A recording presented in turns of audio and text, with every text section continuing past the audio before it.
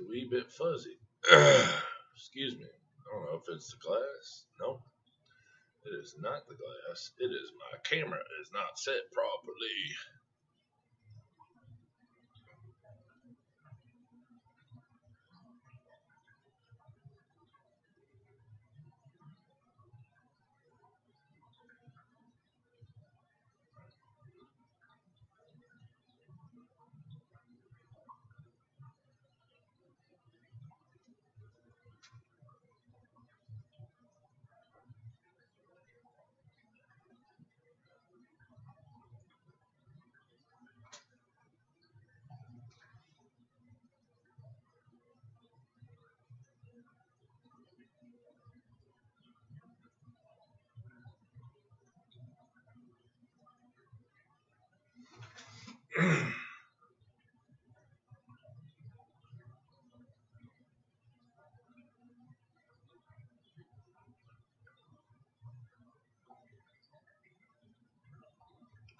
That there is pretty darn good, I do believe. Benny Aquatics, he says first, Pumpkin King, what's up? 929, Muppets 929. What's happening? Yeah, I figure I'd go on a little early a day instead of going on late and being super tired and then having to get off because I'm so tired. Oh, wow, my scissors are magnetized from being on the magnet. Well, that's old school stuff there. So what's going on? How are you guys doing? Yeah, just, man, what's up? I am dreaming. Yeah. Figure we, try a different time slot. Cause, you know, I got off here last night, went late in bed. Next thing I know, Luke's coming in at like 4 o'clock saying, hey, can I come lay in here? Because Mama was laying in there with him. But Mama had told him he had to turn his stuff off at 4:30, so he came and snuck in with me. He kept me up until, I don't know, 8 o'clock this morning, but he kept me up so late that I was looking at YouTube. Next thing I know, here goes Mark Shrimp Tanks streaming first thing this morning. I was like, are you kidding? Really? So I got to watch Mark Shrimp Tanks this morning. So, Jeffrey Watts, gotta charge my phone. I know. Mine's right here, plugged in. It was on dead.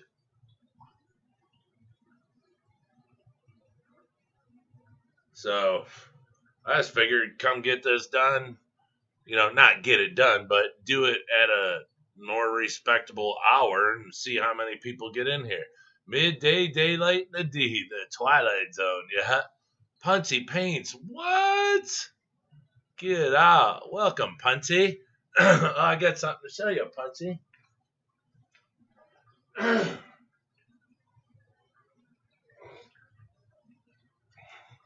I got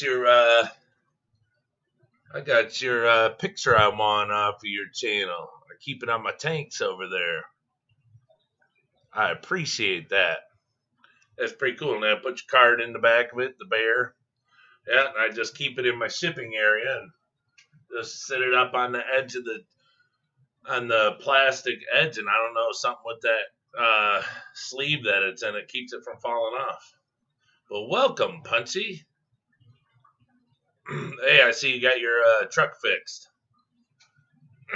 That sounds pretty good. Dude, I never got to sleep till 8:30 a.m. talking to a little surfer girl. Yeah, I think I was literally like 8 a.m. when I fell out. And then I'm trying to wake Luke up and he won't get up. And so, yeah, I just kept messing with him. Now he's finally up and it's 4:45 here and he's just waking up. Hey, I'm still drinking my coffee at 5 in the afternoon. But that's the sickness for you. Got our times all messed up. I was wondering what the this unpleasant smell is. Then I realize my dog, who is out in the rain, is now under the blanket next to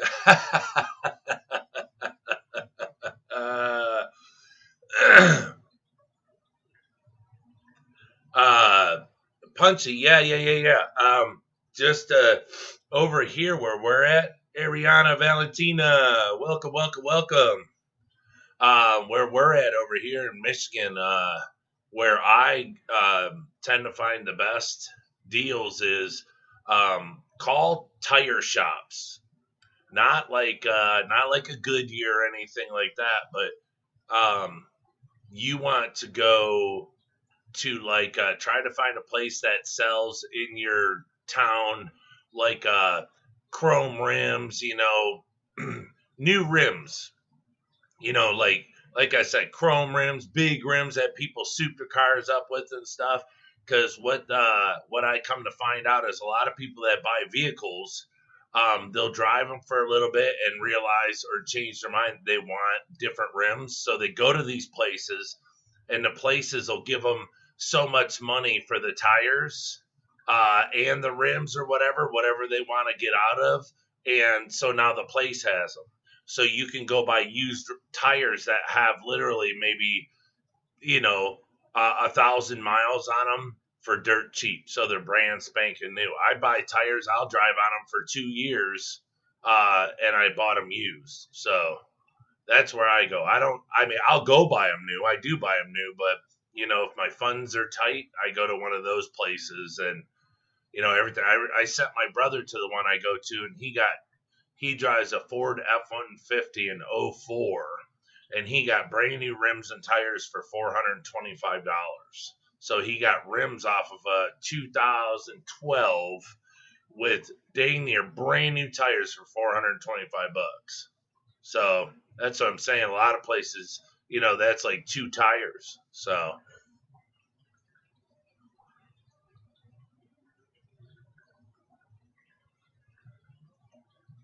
the Chubby Guppy. What's up, Chubby?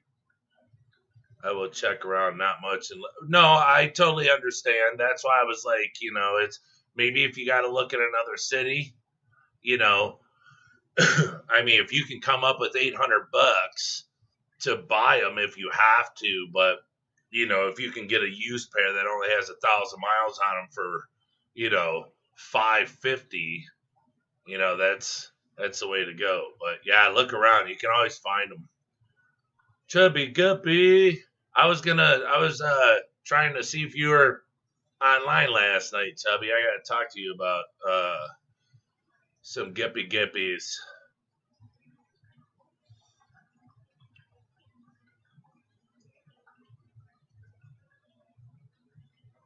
Tank maintenance. You do it. It's funny. We're all doing tank maintenance. I'm starting to see is these. They're starting to go further away from the camera. So let me tweak it.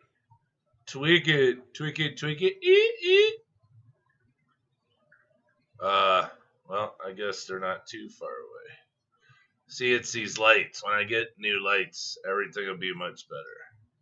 The lights are good. They're terrible for. I don't know. I don't like the expensive fish tank lights. They just don't work as good. I don't find. But what I'm starting to notice in here is if you see these Black King Kongs like this one coming on the bottom, its stripes are blue. It's got blue in it. Well, they all come out of the same tank. But the thing is one of the mothers in there, she's all black, extreme Black King Kong, and the tips of her tail where it's supposed to be white, it's blue. So she carries the blue gene. So that's when these things are so small, they all have a blue hue to their white. So that's why I figure as they grew up, I'd be able to get the ones that are blue and separate them. But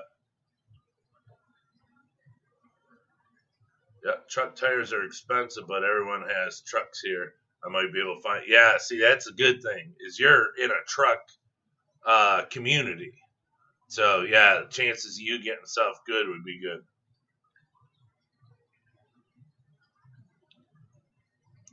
You got a 4500. One tire costs $400. Oh yeah. Those heavy duty tires. I had put Continentals on my Excursion E-Load or E-Range or E-Load or whatever. They're like some of the best tires you could buy, and I bought them used. They had like, I don't know, 800 miles on them, and I paid $150 for 4 of them or something. Because there wasn't anybody that was looking for that type of tire, and they didn't want them sitting around, so they just sold them to me. Plus, I bought 4 brand new rims. So I bought new rims, and they more or less gave me the tires. So,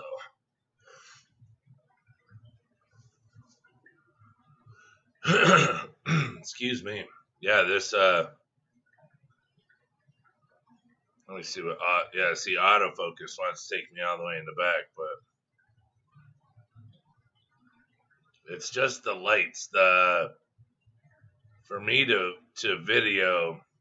That's why I need to switch all these over to the commercial lights that I have on the other room, or on the other side of the room here. These are all the commercial lights. So they look like normal light bulbs in your house, but they're 5,000 lumens per light. And over here on this side where the camera's at, these are the OptiBright Maxes, the Aqueon OptiBright Max. So they're super bright, but they have a bluer color to them. Even though, I could shut off all the blue. Let me do that. Shut off all the colors.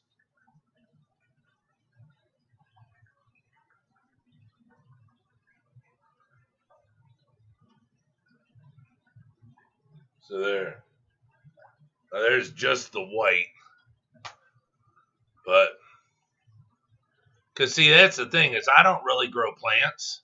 So I don't need all these colors. And I don't, to me, the colors in the lights, just my opinion, do not enhance anything. I've been taught that just literally a white, just what's the word I'm looking for? Just a regular house light will work best. Bam. But that's all, I know guys that, yeah, Streetwise, no complaint. Yeah, early stream. Yeah, we ain't slept yet, dude. But I know guys that clip on like desk lamp lights onto their tanks because they say, and these are big time breeders that have real expensive stuff. Sawasa tank. I mean, they have big mounds growing down in their tanks, like waterfalls. And they say you don't need anything else but just regular, bulb, a light bulb, or a shop light. You don't need any of those colors because I don't do plants, so I do all mosses. And like this Fissidin here, they like a lot of light. So these are really bright. These are the brightest, and they'd be brighter if I lifted them up some. But they're so bright that, it makes it, if I lift the lights up, it makes it to where I can't even sit in here. So the top ones I have tilted away a little bit, and then the other ones I have them about an inch off of the tanks. But these over here, these have that shade. They have that metal shade, and the LED light sits up inside, and they're 5,000 lumens. I don't know how much these are, but lumens, but these have pole chains, and I just go through and click them real fast, and they're all turned on. But with 5,000 lumens, I can run it shorter amount of time, and then click them off. So, like, I have all the sunlight that comes through the windows here. I can let that go till the sun goes down, click them on for maybe 3-4 hours, and shut them off, and that's it. I don't need to let them go 10, 12 hours, 8 hours, with the higher wattage. Toronto Aquatics. Hello, hello, hello. Welcome, welcome, welcome. Monica Lynn, welcome, welcome, welcome. I didn't see you there. Yeah, Chubby, oh, Pumpkin. Oh, yeah, I used a 5,000 Eco light bulb with a clip-on aluminum holder, and I grow on aluminum, clip-on aluminum holder, and I grow a ton of plants. And it's $6 for the mountain. I think 20 for a 4-pack of bulbs. See, there you go. These lights at Menards are $24.99. So there's 50. It's $100. One of my Aqueon lights are like $139 for a 4-foot. So $100, I got 4 lights, and I can't even get one light for that amount. And they're brighter. But here's the thing. The only reason I do not like them, because I like being able to come down and just hit one button on this. And they're all, because see, this has a clock built in. It lights up. I mean, it tells me everything. I can do everything. Turn the colors on, turn them off. All these coloration buttons on the bottom. These lights are incredible. That's why they cost so much. But the remote's super thick. It's like a TV remote.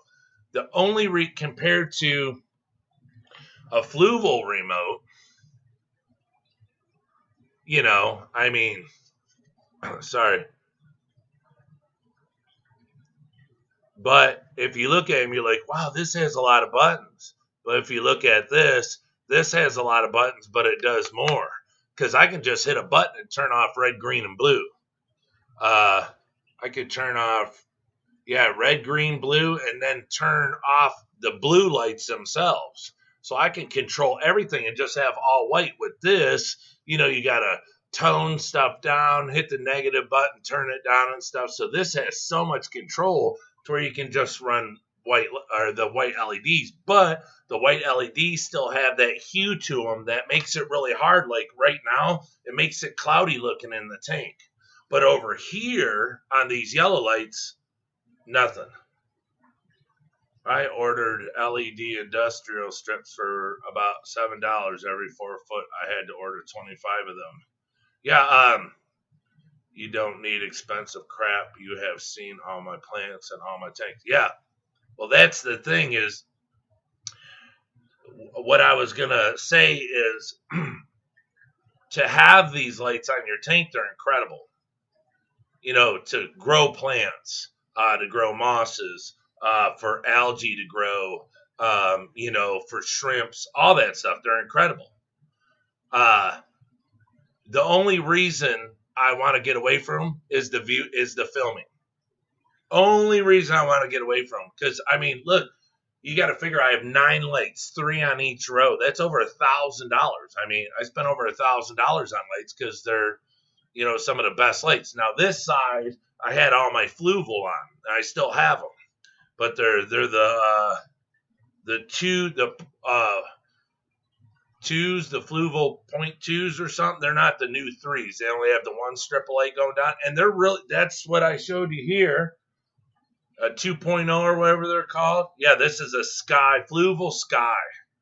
So a lot of the lights I bought were Fluval Sky. And then I have the little Fluvals that go on 10 gallons with this little bad boy.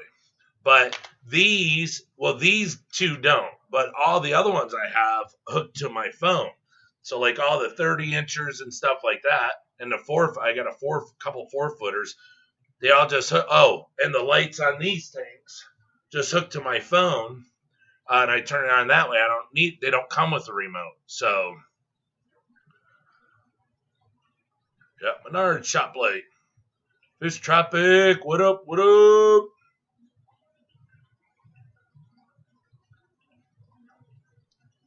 Oh, hey, you guys.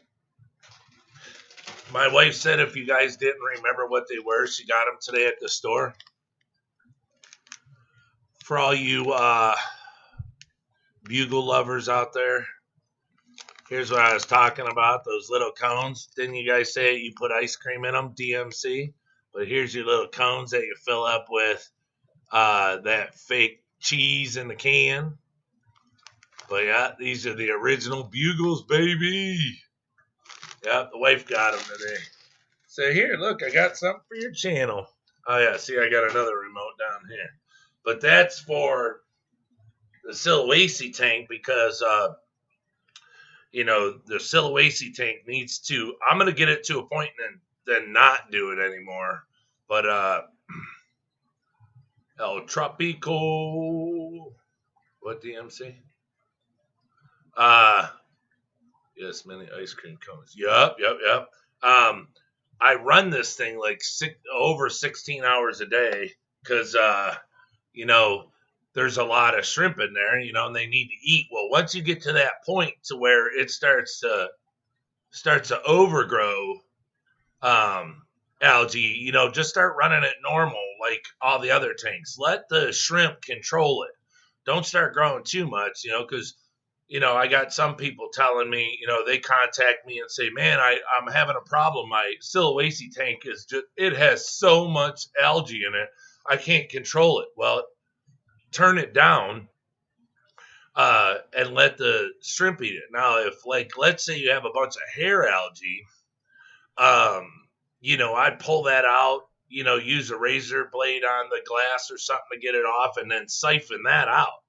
But, everything else on the substrate, you know, in the rocks or whatever you have in there. I have lava rock, but you know, you want that to be thick as possible. So once you get it to a point to where it's starting to really get heavy, then just cut back and do your lights normal, you know, and then just let the shrimp control it because they eat all day, every day. So if they continue to eat, you know, you'll be able to see it if it starts to disappear and they're overtaking the algae to where it's going away. Then leave the lights on more. You know, it's easy to control it that way. So you don't let it get away from you to where you're having to freak out and then you got all this ugly algae in a beautiful tank, you know, with such beautiful shrimp. So I almost went to 7-Eleven for bugles. Your wife is cool. Yeah. Yep. Oh, my wife loves being a part of all this. She'll be on her phone upstairs watching or, you know, whatever. She laughs, you know, she's like, you guys aren't even talking about shrimp. I'm like, well, it's just where it goes, you know. But yeah, I was, see, that's what I'm saying. It's, I don't know. Hold on. Highly doubt that it's the camera. I know it's not the glass. I cleaned the glass. But usually, if Miles was here, he would say, Brian, clean the camera. Oh, maybe that helps some. I dropped that camera. You guys know how long I looked for this computer cam, this 922 Logitech, how much money I paid for it. I dropped that thing like it's a rubber ball. I don't know how it's still running. It's got big chips in the front of the glass from dropping it on this concrete tube I have over here for fish tanks. You know, all sorts of stuff. But none of it's on where you view. I don't know how I've gotten that lucky, but oh yeah, here, let me show you guys this. I don't think I've ever shown you guys this. It sits over here and holds my. This is another Python tube. This is for, you know, doing shrimp tanks, and you don't want it going crazy because everybody's like, well, how do you vacuum out and clean shrimp tanks without sucking them up? Well, you use this, and the thing is, and you can get this tube anywhere. This is just the uplift tube. They sell it in the store. I mean, you can buy 4 feet of it. But it's this, and then the tube, you know, you have to pay for. But this being so long, it goes up real slow. So you can just go and swish the water around, get the dirt up and stuff, and vacuum it up. But when I'm not using it for that, I use it to stir my buckets. And then I stick it in this holder down here, which I picked up. When I was doing discus, a customer came in a store that I got discus at a lot, and he dropped off a couple of these, and they're concrete tubes. you know, but they're really stony. They're not smooth like doing concrete on your driveway. I think I go put it in my 120. I should let them, you know, because they need to hide. They're fighting in there a lot because the babies and stuff. But yeah, it's about, I don't know, about maybe 15 inches, you know, about, 5 inches round like that across the diameter. But yeah, I've had this thing for, geez, Pete's, I don't know how long. But the fish love it. I even had it in a shrimp tank. The shrimp love it. But, you know, the shrimp tank, you don't have enough flow to actually blow everything around that's inside of this, so it kind of builds up. But yeah, I'll probably put that back in the 120. Over there with the cichlids. Hold on, let me dust this.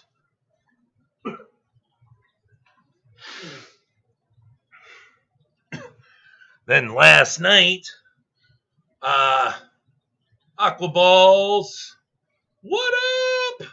Rob93 Aquatics, what's happening?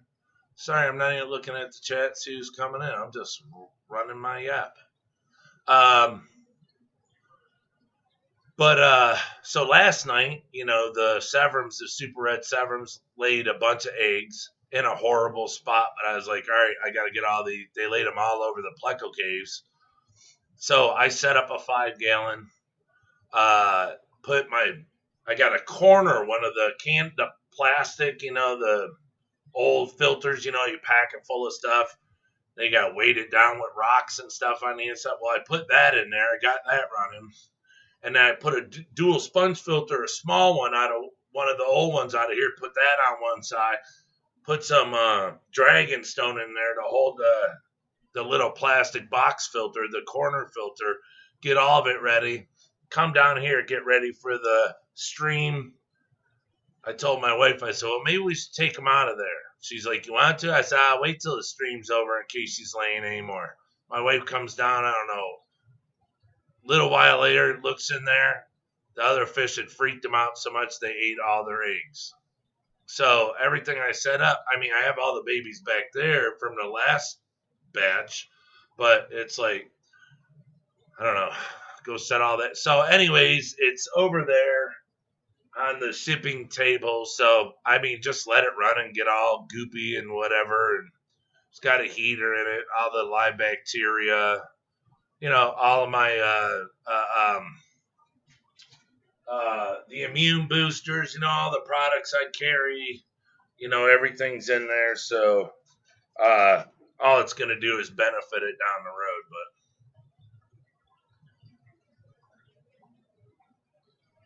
Griffin Fish Room, welcome, welcome. How are you?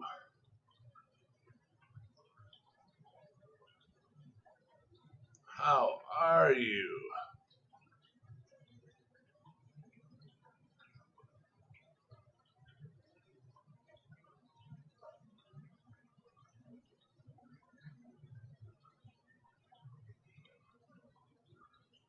What's that? Chickens?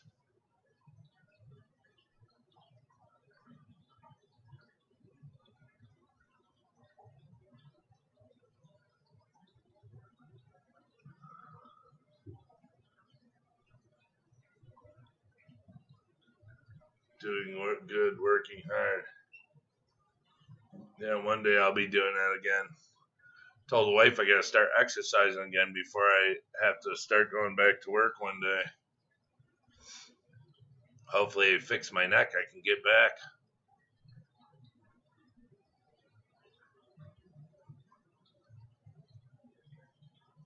I'd rather them just cut me open, do whatever they got to do, grind down whatever's in there in the way. I don't know. Get it out of there, sew me up, and let me heal up so I can get back to work.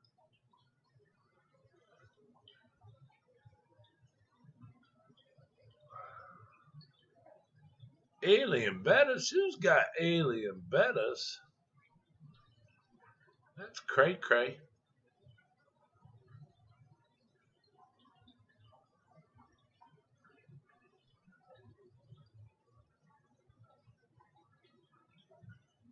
So yeah, this is just This is the bug bites. Look at all the shrimp that come around. And I fed these guys yesterday. So, but this is just the pleco bites. So I tell everybody, you know, bug bites is, you know, it's a really, really good food. Shrimp love it. Love it, love it, love it. But, yeah, I feed this. I feed the granules now I crush up so the whole tank eats. But, for the viewing, you know, when I do the streams and stuff, I use the bigger food to get them up front. But yeah, they'll sit there and break it up, and everybody will eat the pieces that break off. And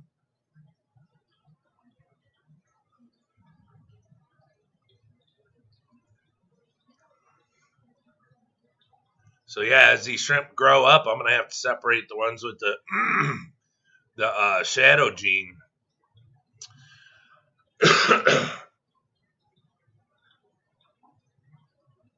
Like I said, that one female in there, she has the shadow gene because the tips of her tail are all blue. She's the only one with blue tips. So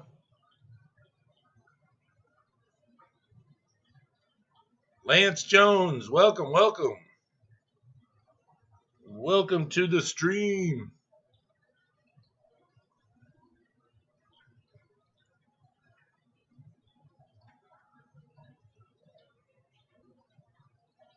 So I guess I could put them up in my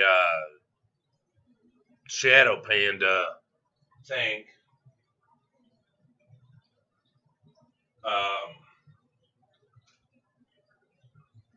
And then you know, leave the white ones in here, the ones where the stripes are perfectly white, and then move the blue ones. So that's what I'm saying. It's when they're born, they almost all, you see all them small ones in there, they almost all look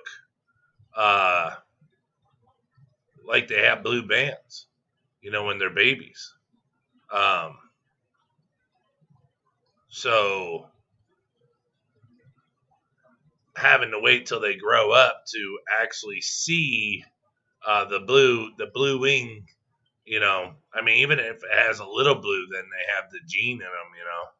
But my shadow panda tank, when I bought the shrimp, they came in, the blue was so blue, dark, dark, dark blue. And I think there's only one in there now that has super dark blue stripes. The rest are all, they look just powdered, you know, like a powder blue. So I have to work on getting them super dark. I mean, they all have the gene. They came in super dark, but for some reason, their blue lightened up. Stole it. Stole a big chunk of food. But yeah, there's a lot of, I like how they have the single band, the one stripe King Kongs in here. They're really nice.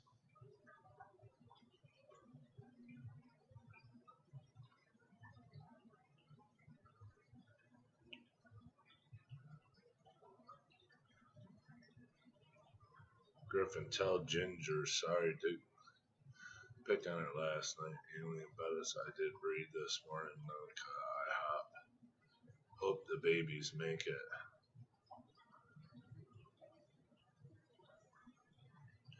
No barbecue tonight. I'm packing some food in the oven. Very yummy.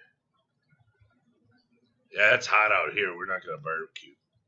I don't like to sweat when I cook. I mean, it's just, it makes it miserable because, you know, you want to eat.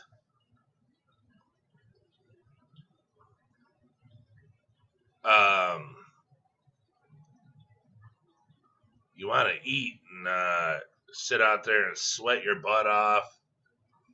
I don't know. It doesn't make it to be super fun, you know. Trying to look for, because we like to cook. I like to cook with. See, now that one right there on the bottom is extreme, but it has the white the white line on its forehead right there, the little hat. But other than that, it's a solid black shrimp. I like to cook with charcoal. I like to smoke my food. So once I get it all hot and everything, I cook burgers, let's say.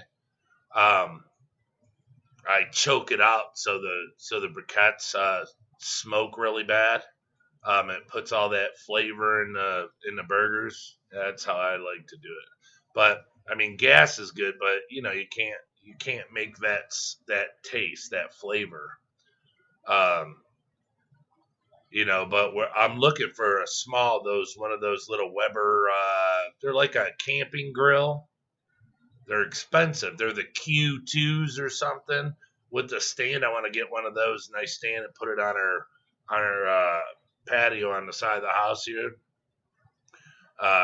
So if it's raining or something, we can go out there still barbecuing, and that way I don't have my charcoal grill under there and have to do the fuel and wait for it to burn down, and plus my wife likes to barbecue in the winter. So being able to go out there just really quick, start it up and let it heat up and cook it works. Brian, quick question. Do you remove snails from your shrimp tanks? No, sir. If I know, Aquaballs, if I notice that the snails are starting to become too heavy, that I'm feeding too much. As you see, there's one snail here. In the whole area in this tank, there's one snail. I'm not saying that there's not any more, but one snail made it to the food. But there's probably, I don't know, 30, 40 shrimp right here, if not more, all hanging out because, they're just grubbing. But if I see snails too much, there's two things I do. Too many snails lets me know possibly that I'm overfeeding, or possibly, that there's just enough like algae in the tank and stuff to keep them going. And what that lets me know is that they're going to continue to populate until they wipe that tank out of every bit of useful algae and stuff that the shrimp need. So what I'll do is put food in there when they're full. Like when the shrimp are full, then I'll feed it again. And what happens is, come back in an hour or two, and what you want to do is you're setting a trap for snails. So all those snails are going to come and they're going to ball up. And they're just going to be, and then I take my net, go down in there, and just fluff underneath them, lift them up, get them in the net, go throw them away. Because now I just got rid of 40 snails, adult snails, or even mid-adult snails. Now they're all gone.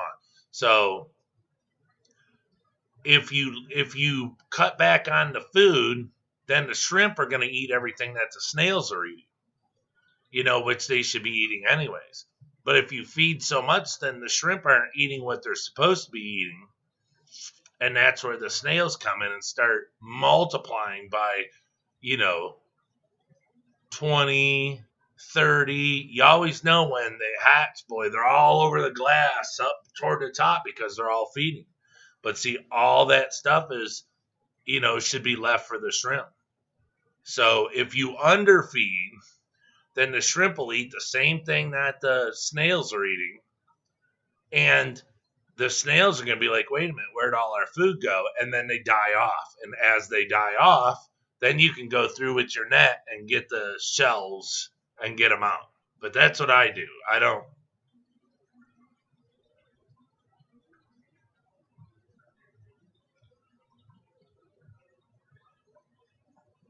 Yeah, charcoal. I love charcoal. Detroit, I got to roll. You know how it is, man. Stay golden, pony boy. All right, DMC. I'll talk to you. Get a pit boss like I have. Yeah, you guys are talking about, a pit boss. Yeah, uh-huh. Isn't that one of them $400 or $500 grills? I built an outdoor stove with bricks and cooked on that. It worked great. Just funneled the heat and used sticks. Chubbs Aquatics, what up? What up? our house here, when we bought our house, there's a dip in the yard. Not a dip, but there's an area like a large rectangle over towards the side. And I'm like, ever since we bought the house, we're like, why is this sunk in like this one spot? Well, the neighbor said that the owner here, the guy that owned this house a long time ago, he was a bricklayer. He was a mason. And he built a big, huge outdoor barbecue area, a big wraparound barbecue area. And I guess then like built the dirt up around it, put grass. So his barbecue area sat down some. I mean, it's not horrible or anything. It's not like a foot, but it probably slopes down maybe about from one point to the other, maybe about 4 inches. But so yeah, he had it. And then my other buddy years ago, they bought a house, and someone had built a brick grill. Their backyard went and then just dropped down and then planed out.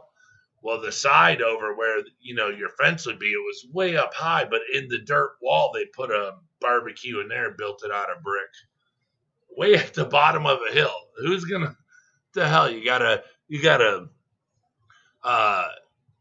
put on your climbing gear to go up and down just to go barbecue. It was crazy.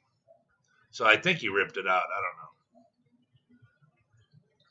Yes, it's like the best grill I use. Yeah, my friend of mine that I have, he lives in Illinois. He's got Traegers, I think. Yeah, those Traeger grills. It is crazy how many grills he has.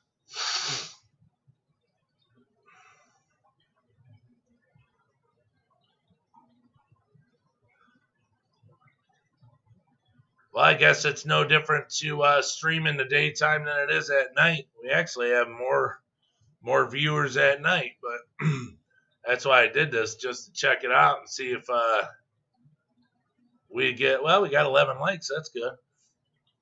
See if we get more viewers in the daytime than the nighttime. But Tomas Dobbins, hello, what's happening? But yeah, this was just the stream current bit is higher than the recommended bit rate. We recommend that you set 1,000 kilobytes per second. Good connection. Wow, 2 more. Lazarus Fishboy just joined. Nice. Well, the viewer thing hasn't gone up. 13 likes. Yes, sir. Yes, ma'am, I mean. But the viewer number hasn't gone up. At least over here on Streamlabs. But, yeah, I was just, concurrent viewers 9. So somebody was there. I really love your live stream. So fun. Well, thank you very much. Thank you very much, sir. Thank you very much. I keep forgetting to do that 360 video.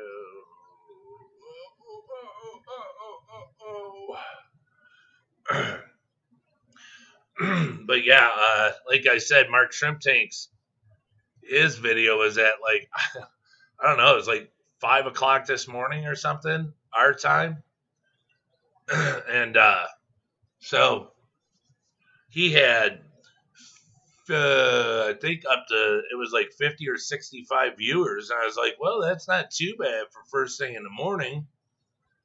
I was like, well, I guess I'll try it over here and see if, we get any extra. Because I know when we go on in the daytime, you don't get, when we go on at night, people are sleeping. And then I get a ton of people that watch it after.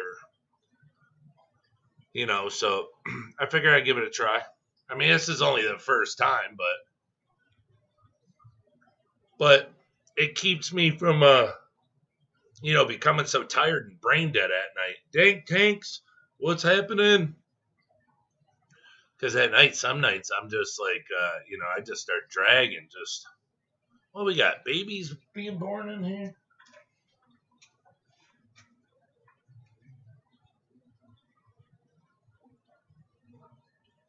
wow, we got babies being born in this tank.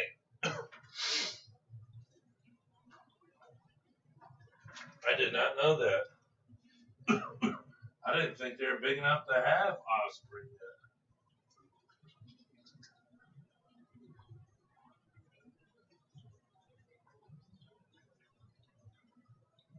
Wow, are they small? Holy heck.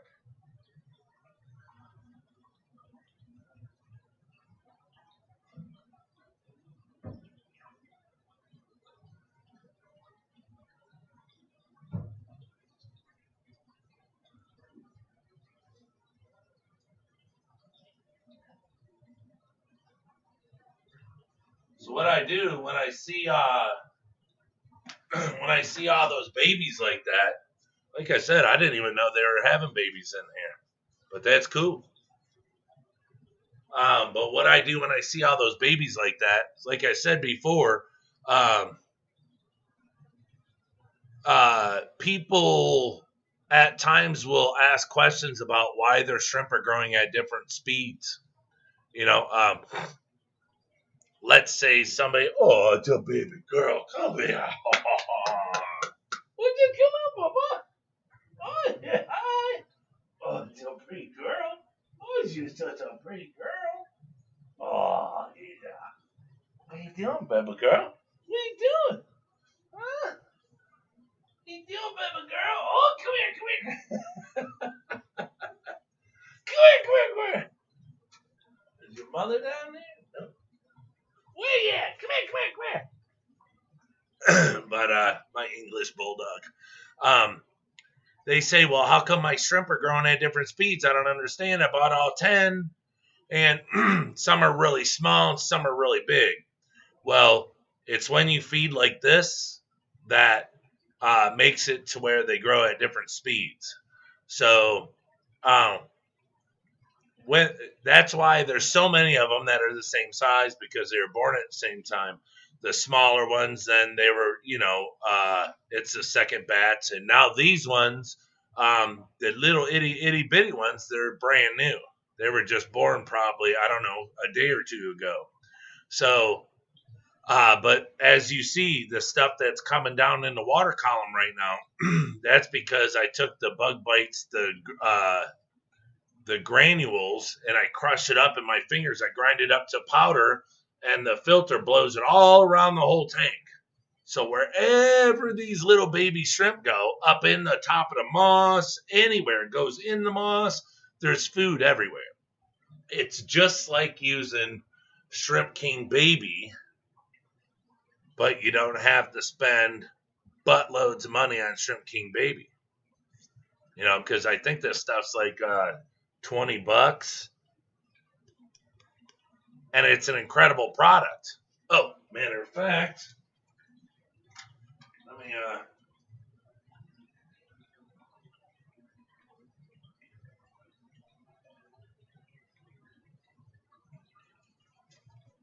feed my babies. Forgot all about feeding my little babies back there. They like the Shrimp King Baby. It's like first bites, because I start them off on first bites, and then they're at the in between.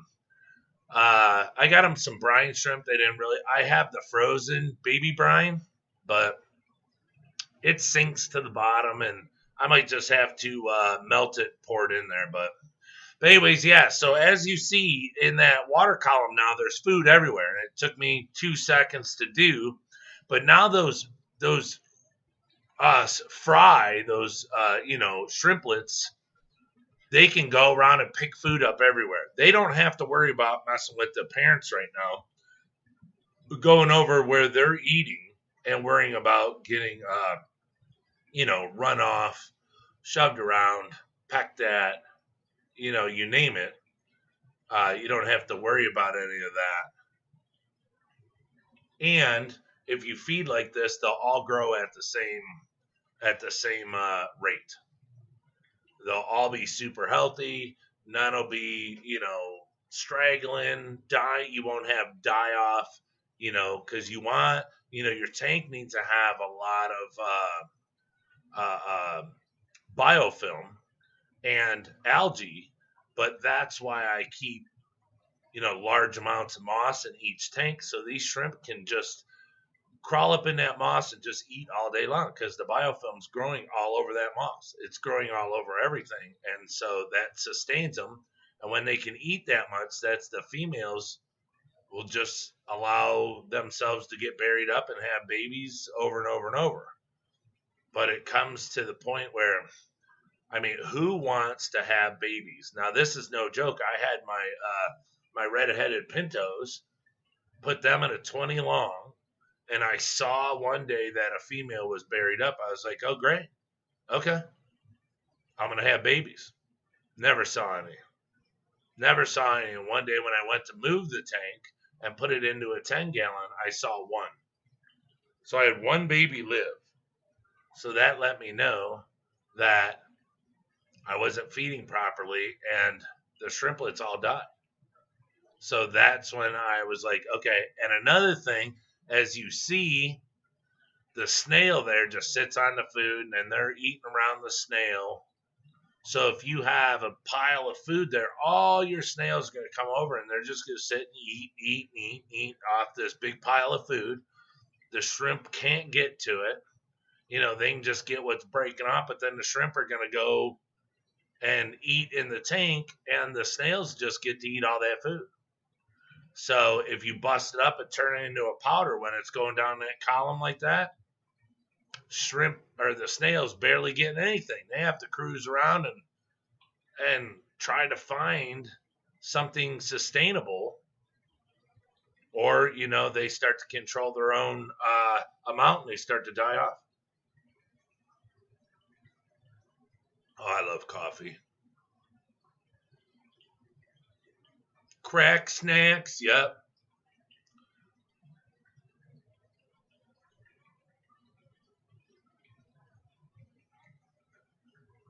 But yeah, so that's a way to keep a healthy tank is make sure that, to keep your numbers up, and make sure all your babies live. Because that's a big deal. Now,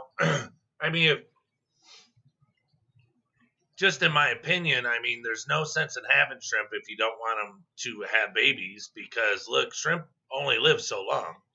Year and a half, 2 years. If they're, healthy, real healthy, like they all are here at Detroit Shrimp, we feed them, I feed them high quality foods, expensive foods, the price isn't what makes them healthy, but the type like spirulina is very expensive. I was watching Mark Shrimp Tanks last night or this morning, and he even shows a jug that he paid, I don't know, huge amount of money for it. I say huge. Let's say $25. But then he said he found it on another site. It was like $7. But it depends. Like if I go to the health food store for a small jar, it's $20, $25. So to me, that's expensive, just for a spirulina to feed a shrimp. So, but yeah, if you're not keeping shrimp to have them breed, you don't have to have thousands of them, but you want shrimp to grow up so it'll replace the shrimp that pass away when they get too old, because what's the sense of spending, the price these shrimp cost if you get 10 and let's say you have fish that eat all the babies or you don't do stuff in your tanks to create that biofilm, having leaves and mosses and this and that, and you over clean too much and, the babies all die, So just if you keep shrimp, just make sure that you do the few little super easy things, so they'll really grow and prosper. And like me just now, seeing all these, I didn't know that they had babies. I thought these guys were way too small. They're big shrimp, but they're not adults yet. So this is really surprising. This makes me happy because it lets me know that everything that we're doing here is to the T because, these shrimp I put in here are now having babies. And like I said, they're not even adults. Some tanks it took till they got to full adults for them to have shrimp or have babies. So This is a very good tank. I am very happy with it.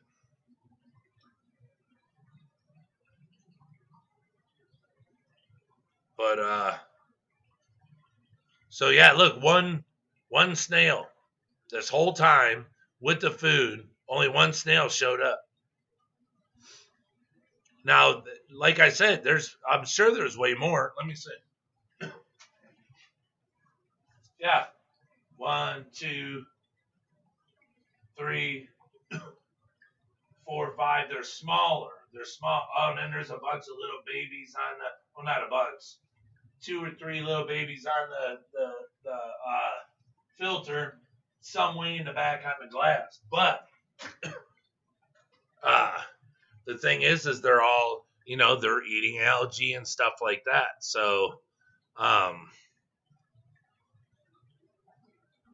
they're not overpopulated in the tank. They're doing a great job, and everyone is everywhere feeding, which is good.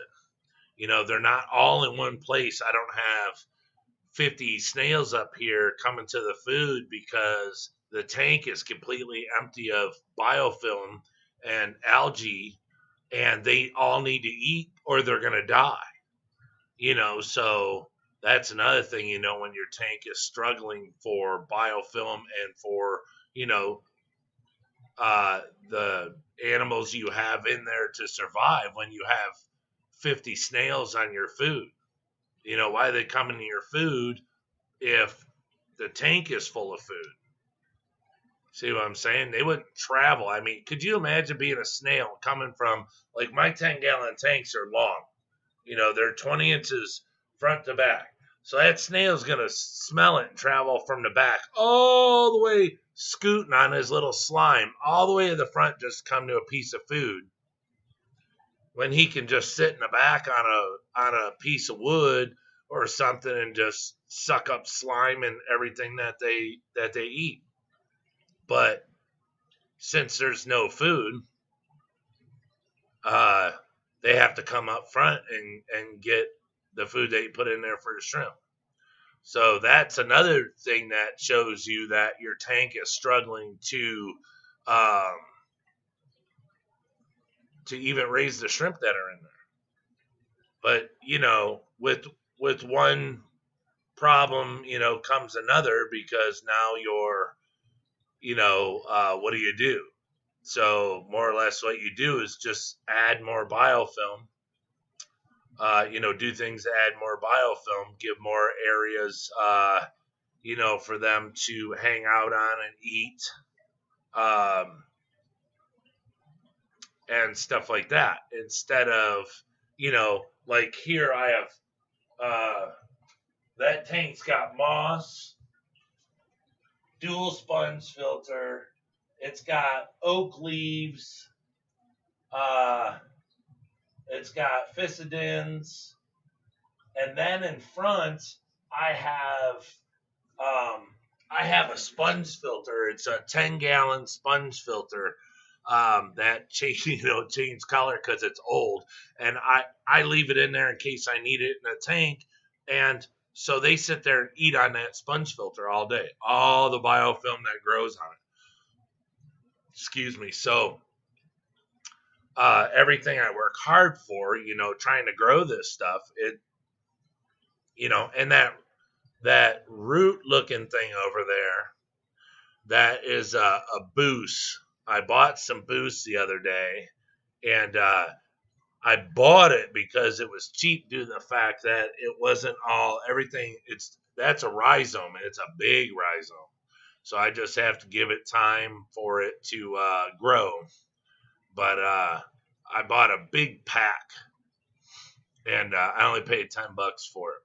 And a lot of it, was plants, but then a lot of it came with those rhizomes like that, which will grow boosts on it. But it's kind of a secret. You don't know what it's gonna grow.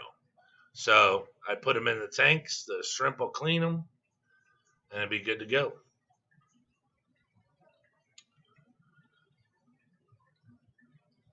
Well, this chat hasn't moved one bit. I hope it's not shut off again. It has not moved one bit.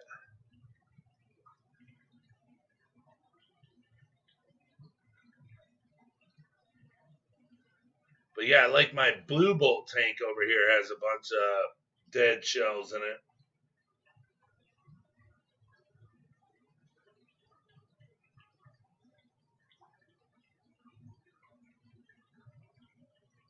Because they're a very hungry pack in there, and they eat and eat and eat and eat. So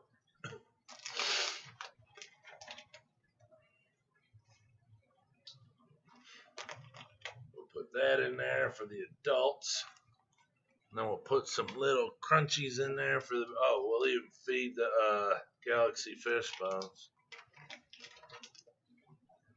Is this chat still up? Everything says that it's rolling still, but like I said, that chat hasn't moved one bit. I hope it's not shut. Oh, there we go. All right, still here. Just got my hands in the tank. Excellent. Oh, I watched your video, Chuck. I like that. That was pretty good. Yeah, that was that's pretty cool. Nice informative video.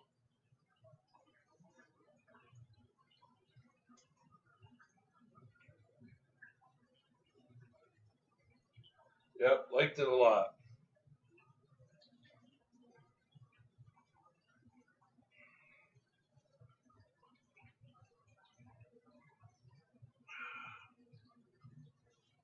Oh man, these shrimp! I forgot these shrimp were here.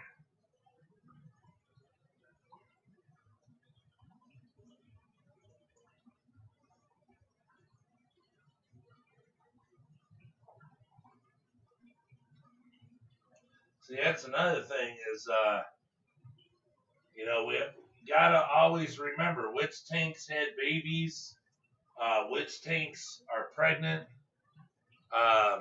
There's a lot to remember. Due to the fact that you wanna make sure the babies have sustenance, that they have food to eat when they're hungry, because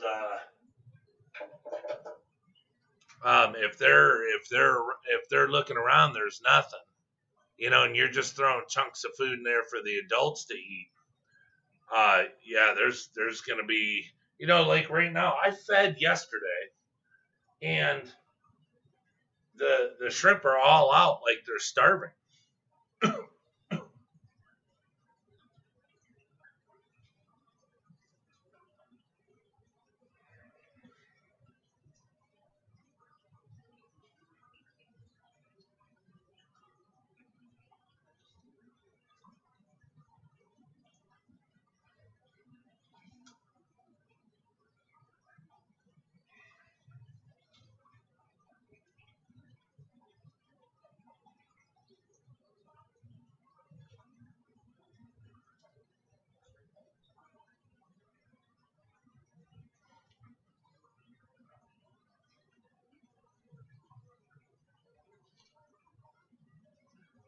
Baby's got blue eyes. Yeah, see, here's a baby in this extreme black King Kong tank, and I'm wondering if, I never scooped it up and put it in there. So, they had to have had babies. So what I'm going to do is, since I don't know who has had babies and who hasn't, I'll just go around and feed like this, as if they all have had babies. Oop, that one is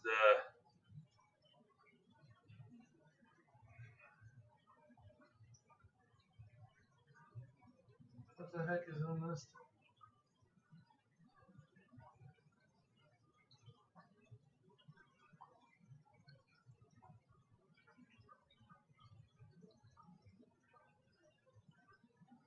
What that could be. I don't even know.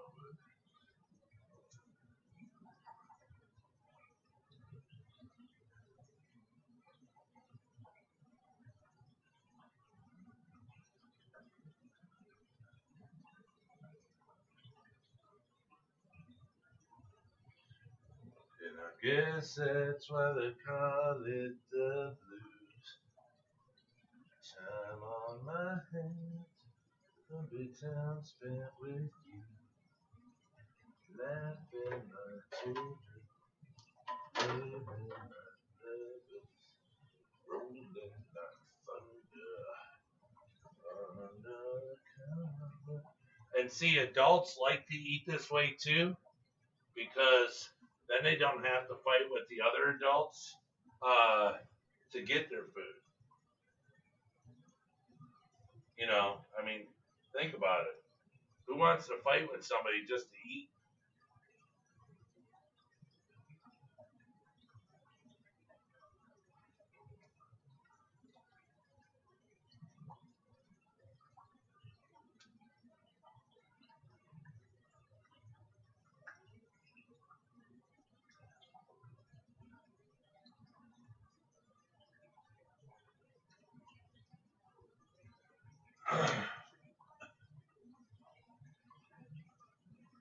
Yeah, that's all right. Good. Yeah, when you see it flowing around in the water column, then you got a good amount.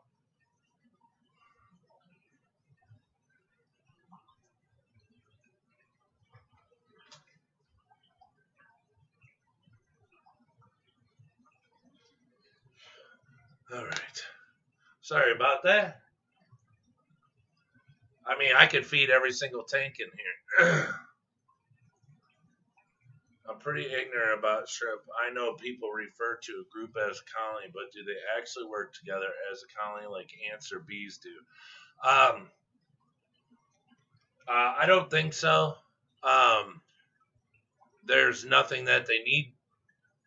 You know, they don't build a home. They don't have a nest.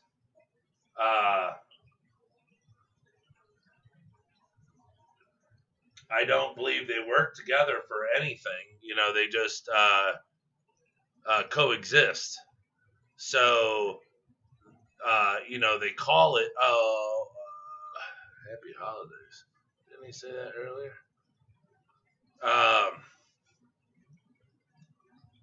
Yeah, people call it a colony, just, I don't know, it's colonization of shrimp, I guess, but they're not, I mean, because they don't like, you don't see them like walking in a line, going to get food, turning around, coming back. They just get food where they can get food, you know. But there's nothing to be ignorant about it. You don't have to put a name to your shrimp. It's kind of I don't know, just a way for people to you know, talk about a group of shrimp, you know, because they always say, well, what's the best number to start out with? Well, you could start out really with any number. If you have a male and a female, guaranteed male and female, that's really all you need. I started out my Red Fancy Tiger tank right there with just one pregnant female. Paid $55 for one shrimp and had it shipped, praying that she didn't dump her eggs and that she would have them. I took a chance on it, and now, all this time later, I have a packed tank, and now I have two more pregnant females in there.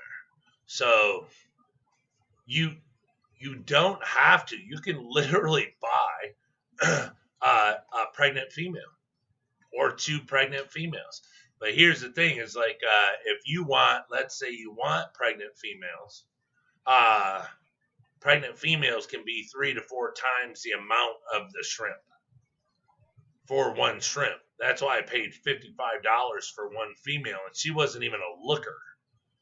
Meaning she wasn't a high grade shrimp. She was just pregnant by another fancy red tiger. So it's like, you know, you get the female, she has the babies, you don't touch nothing for quite a few rounds of babies. You just let them keep having babies, and then start to choose what you want for, you know, what path you want to go down. You know, do you want them redder with a little bit of white? Do you want them really white with, you know, more red stripes? I mean, with red stripes, but the bodies are like 90% white. That's what I like. But it happens with, all the shrimp. Like these shrimp right here, I bought 6 extreme black King Kongs. That's it, 6, because they're expensive. Um, and these are all the offsprings from extreme black King Kongs. It's just none of them have been. I don't know. I think there might be one in here, but none of them have been born yet without white stripes. So my extreme black King Kongs must have come. They're from King Kongs, black King Kongs, but I just have to keep breeding and breeding and breeding until I start to get them with no lines. But all these babies are from 6 shrimp. So you really don't, I mean, it all comes down to speed too, how fast you want to have babies. Now, Neocaridina, they breed real fast. I mean, quite quick, especially if you got a really good tank set up and, they have plenty of food, biofilm meaning not man-made, but places to hide, relax, it usually happens pretty quick. But with Caridina, it's on their terms when they feel ready. Like my extreme black King Kongs, I got them as babies. That's the bad thing is when you order the shrimp, most people send you juveniles because they ship better. So when you get juveniles, Jesus, I mean, you got to wait quite a long time for them to get to age to be able to have babies. But Neocaridina, they have babies at a young age, They're kind of like guppies. But these guys here, they take longer. They have to get to a certain age before they'll be able to have babies. But yeah, there's no need to call it a colony or, I mean, you could call it a gang, just a gang of shrimp. I got a gang of shrimp in there. I got a whole bunch of shrimp. You can call it whatever you want. It's just, kind of colony fit. And people use that. But other than that, there's nothing to be ignorant about. It's, don't think of yourself that way. It's literally, like I said, it's just a word somebody gave for, whatever. Just the word fits for whatever reason. But yeah, other than that, I mean, as you see, none of them's working together. They just want food. It's not like they're all getting the food and taking it back somewhere. That's what I'm trying to say. They don't work to take it anywhere, and they don't work to. No one's grabbing food and taking it to to the babies and this. That. Everyone's out for themselves. Everyone's out for themselves. It's like no one likes each other. It's just get in where you fit in, and the strong will survive. That's why I crush up the food, because I see that in a tank, and I don't want that to happen. So if I crush it up, everyone survives. Everyone becomes strong. Even the weak babies will become strong because they could sit off in a corner all by themselves and eat all the food that's floating around, because you're making it that way. They don't have to, walk all the way up to this big pack of adults and try to fight their way in just to get something to eat, And also, if the tank has a bunch of biofilm, the babies will come out. When they come out, because you'll be like, where's the female? Where's the female? Now, all of a sudden, you think you see the female, and you're like, well, her eggs are all gone. But then you don't see the babies. Well, if you have a lot of biofilm, your babies will come out when they're a good size, ready to go, because they've been chowing biofilm. Now they're looking for some pizza and stuff, So, it all shows you how you got your tank going and stuff. But yeah, when you see babies growing in there and they're all within everyone else, and you have that zen moment with your tank. So like I said, I didn't think these shrimp were nowhere close to having offspring, and they're everywhere in there. So I'm like, wow, that is cute. I'm quite happy.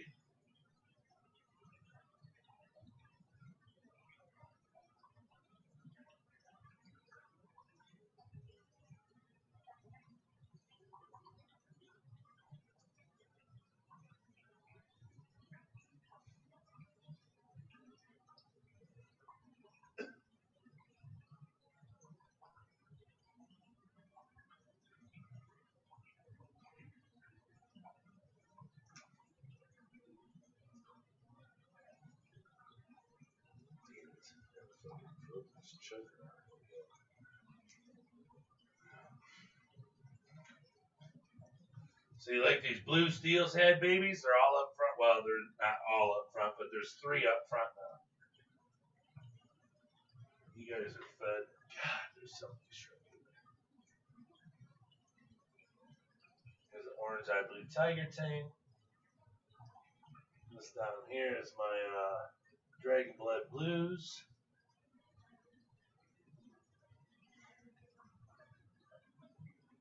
Orange Rilis. Tons of babies. Snowballs.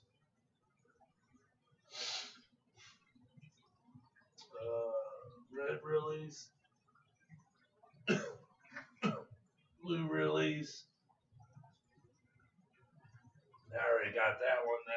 This is the wild Ketagalon tank. This is the red Pinto head, or the red-headed Pinto, spotted head Pintos. Got a bunch of buried mamas in there. This is a crystal red tank.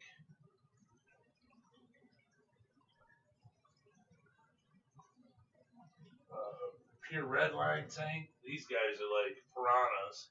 Oh, there's so many of them in here. Real high grade PRLs in there. Sulawesi's.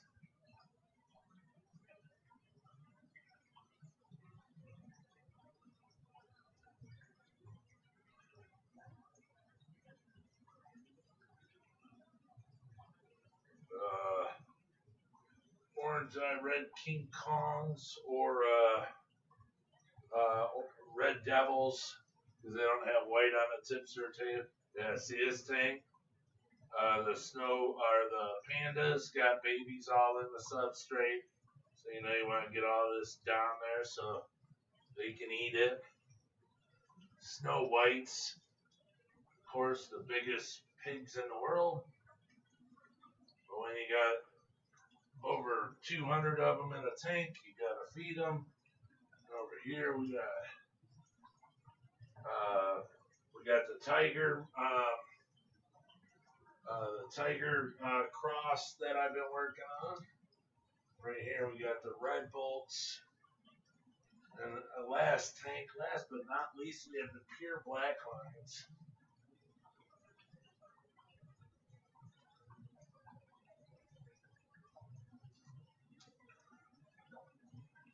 So that's it. Everyone is fed. Now the plecos, I fed the plecos with a ton of green beans yesterday, so I got some concrete / black and white. So when I hear colony, I expect colony behavior. I'm working on my thinking now. Oh, yeah. No, totally understandable. Big J Fish Keeper. What up, what up? Welcome.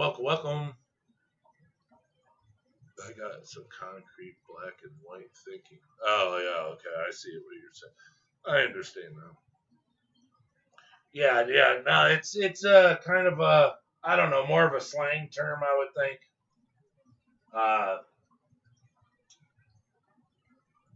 Yeah, they don't do nothing to like help each other out. They ain't that friendly. But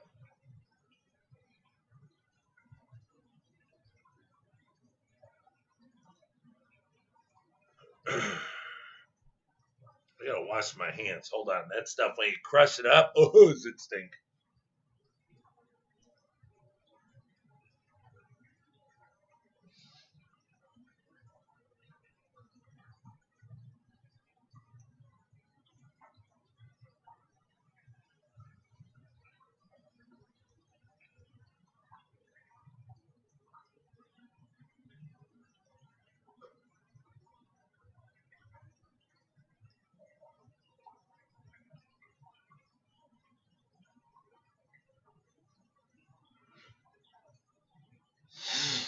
All right. Whew. Yeah, that stuff stinks, boy. You get that black fly larvae crushed all over your fingers. Ain't that nice? Let's turn these other tanks on. This should be the that one, that one, and this one.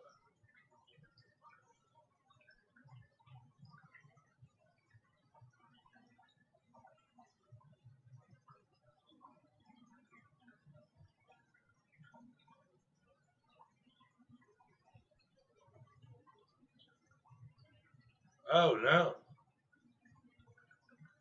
Michael's fish room. I just turned these lights on. My thing went off saying that he 55, 57.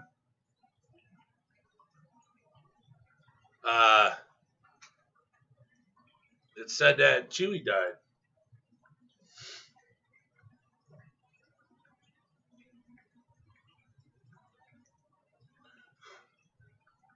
That's pretty sad. I mean, he had a heart attack. Now he lost Chewy. That's not good. There's Dan Slee. What up? What up? What up? Thought I'd come on a little early today, sir. Get some early viewing in, since no one ever gets to see the channel early in the day. I figured I'd come on in the daytime and see how we fare compared to the night streams. We got the bag of bugles. We're ready to go here. I just gotta find somebody on here that's got the Cheese Whiz squirt can. We'll be good to go. Just got back from long walk in the heat with the pup.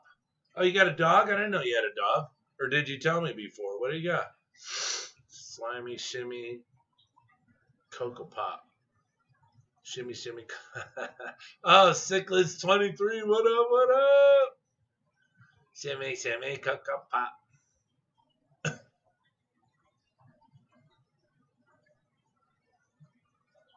Nice. Cichlids 23. So what do you guys think about the afternoon video instead of a late night, or I mean the really late videos that I do? Is it any different?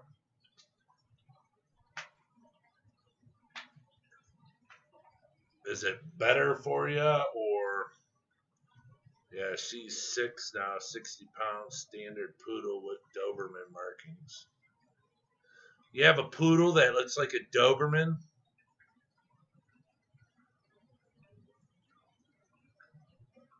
Wow.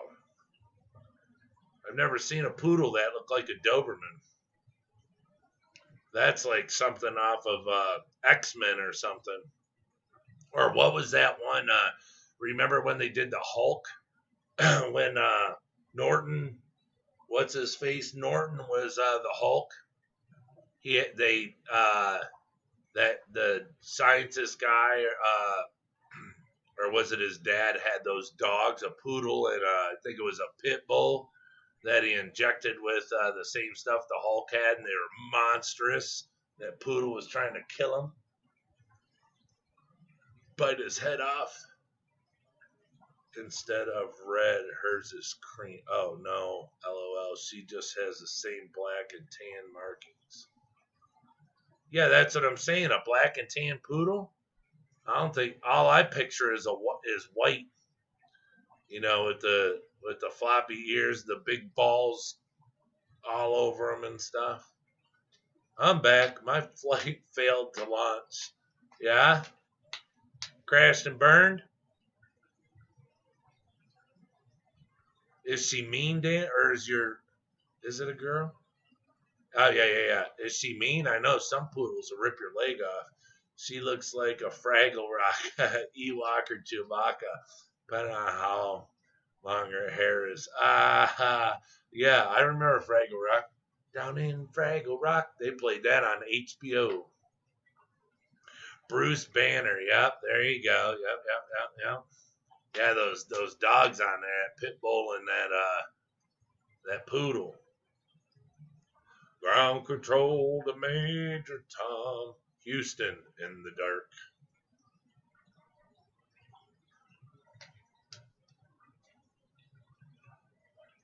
Yeah, so yeah, I figured I'd get on here a little earlier today. Yeah, me and Luke didn't go to bed till I didn't go to bed till 8 a.m. So I gotta try to stop staying up. So I gotta get my hours back. I fail lunch quite often. I gotta try to get my hours back. Living life of a normal person. Wow, 20 likes. That's good.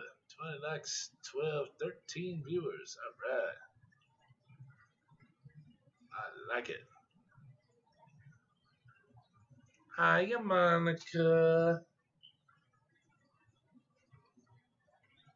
Yes, sir.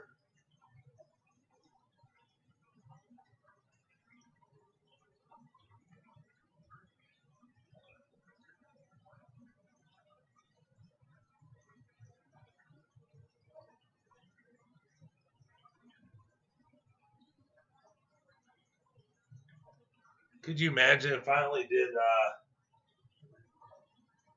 oh, we got a buried Red King Kong.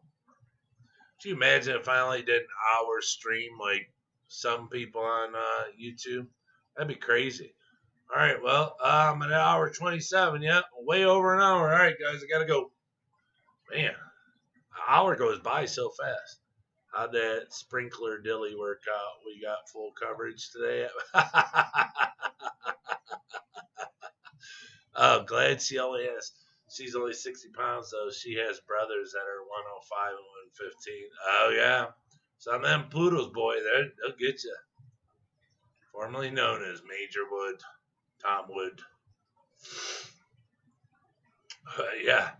I think Monica's at work. And,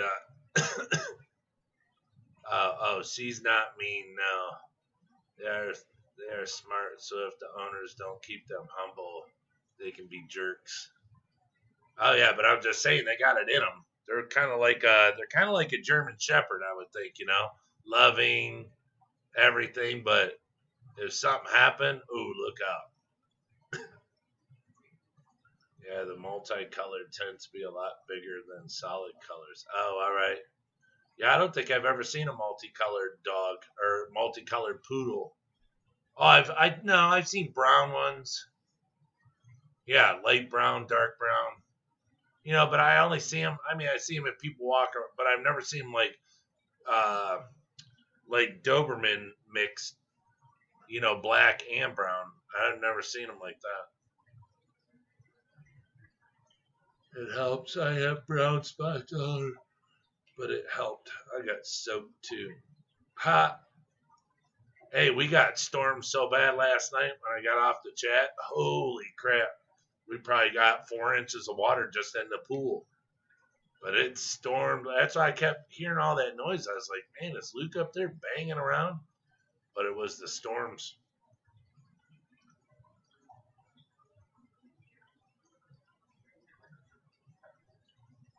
I'm back home. Just ran over to work briefly. All good. Still alive, so that's a good thing. Oh, your clients live close to you, Monica? Note to self, check coverage while light outside. Silly. At Monica Lynn.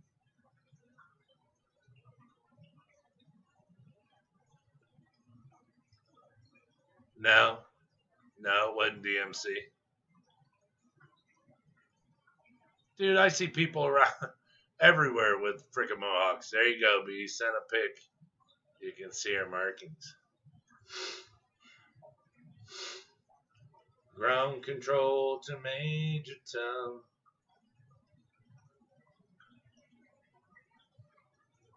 Ground control to Major Tom.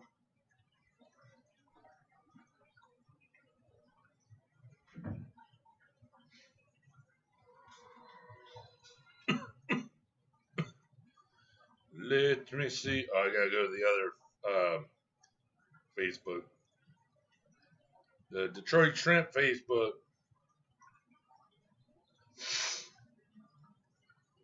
Ding. Oh, yeah. Oh, yeah. Now I see. Yeah, I got what what you're saying. Hey, your dog looks like Chris Lukop.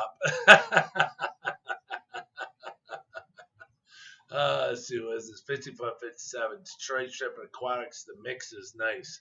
You need to stream when it works out for your family. The hour goes by like a sneeze. Since my cortisone injections Monday, I'm sleeping 12 hours.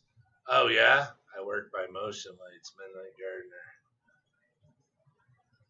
Yeah, I'm supposed to get shots here real soon, so.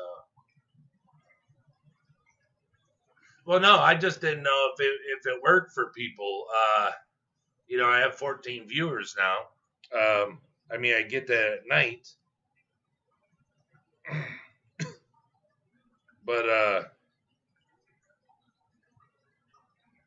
I don't have a problem, you know, trying to get it in a little sooner. I've got to get back to bring awake 16 hours or more so I can make effective use of summertime like I could sleep in wintertime. Yes, sir. I saw you on that live stream back in 99. I think I remember the epic mane. She got the frizzy fro show. Yeah. That's cute.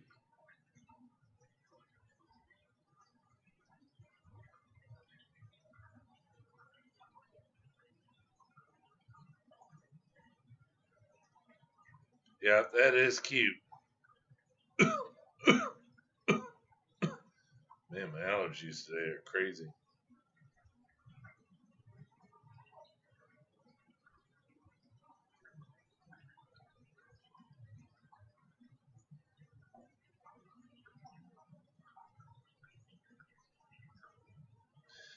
My allergies be going cray.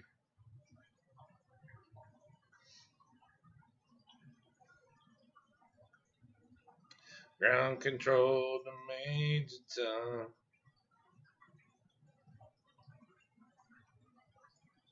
Ground control to Major Tom.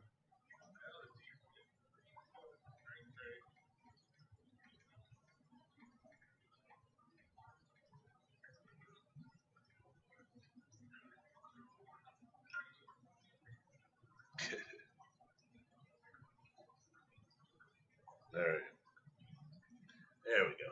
I just shared my stream. Get a little share going. Short on the side, spiky on top, clean shaven. That's how I get the babes. Shrimp is like breakfast. But they say good at any time. Yeah, but it's just, you know, I don't, it's, you know, the time, you know, watching, get people to watch it and, you know, get my subscribers up because I'm at a standstill. Literally, I was at 380, I think. 380 or 382. Now I'm at 378. Just sitting there, stop, like YouTube stopped me again. There's many a times that I feel YouTube steps in and like controls stuff because it's like, really, I can't get a subscriber. You know, I can't get one subscriber to have it go to 379. You know, I went down, you know, which is fine because ignorance, you know, leaves and all is better. But it's like, you know, now I'm locked up at 378. So it's like, well, it is what it is. You know, I get really excited because I'm like, ooh, I'm getting close to that 1,000. You know, do I ask people to hit the subscribe button more? I mean, I don't have a problem doing it. The thing is I just think that everyone would, you know, people know how to do it. I don't mean to come off cocky saying that, you know, I don't need to tell an adult to hit the subscribe button.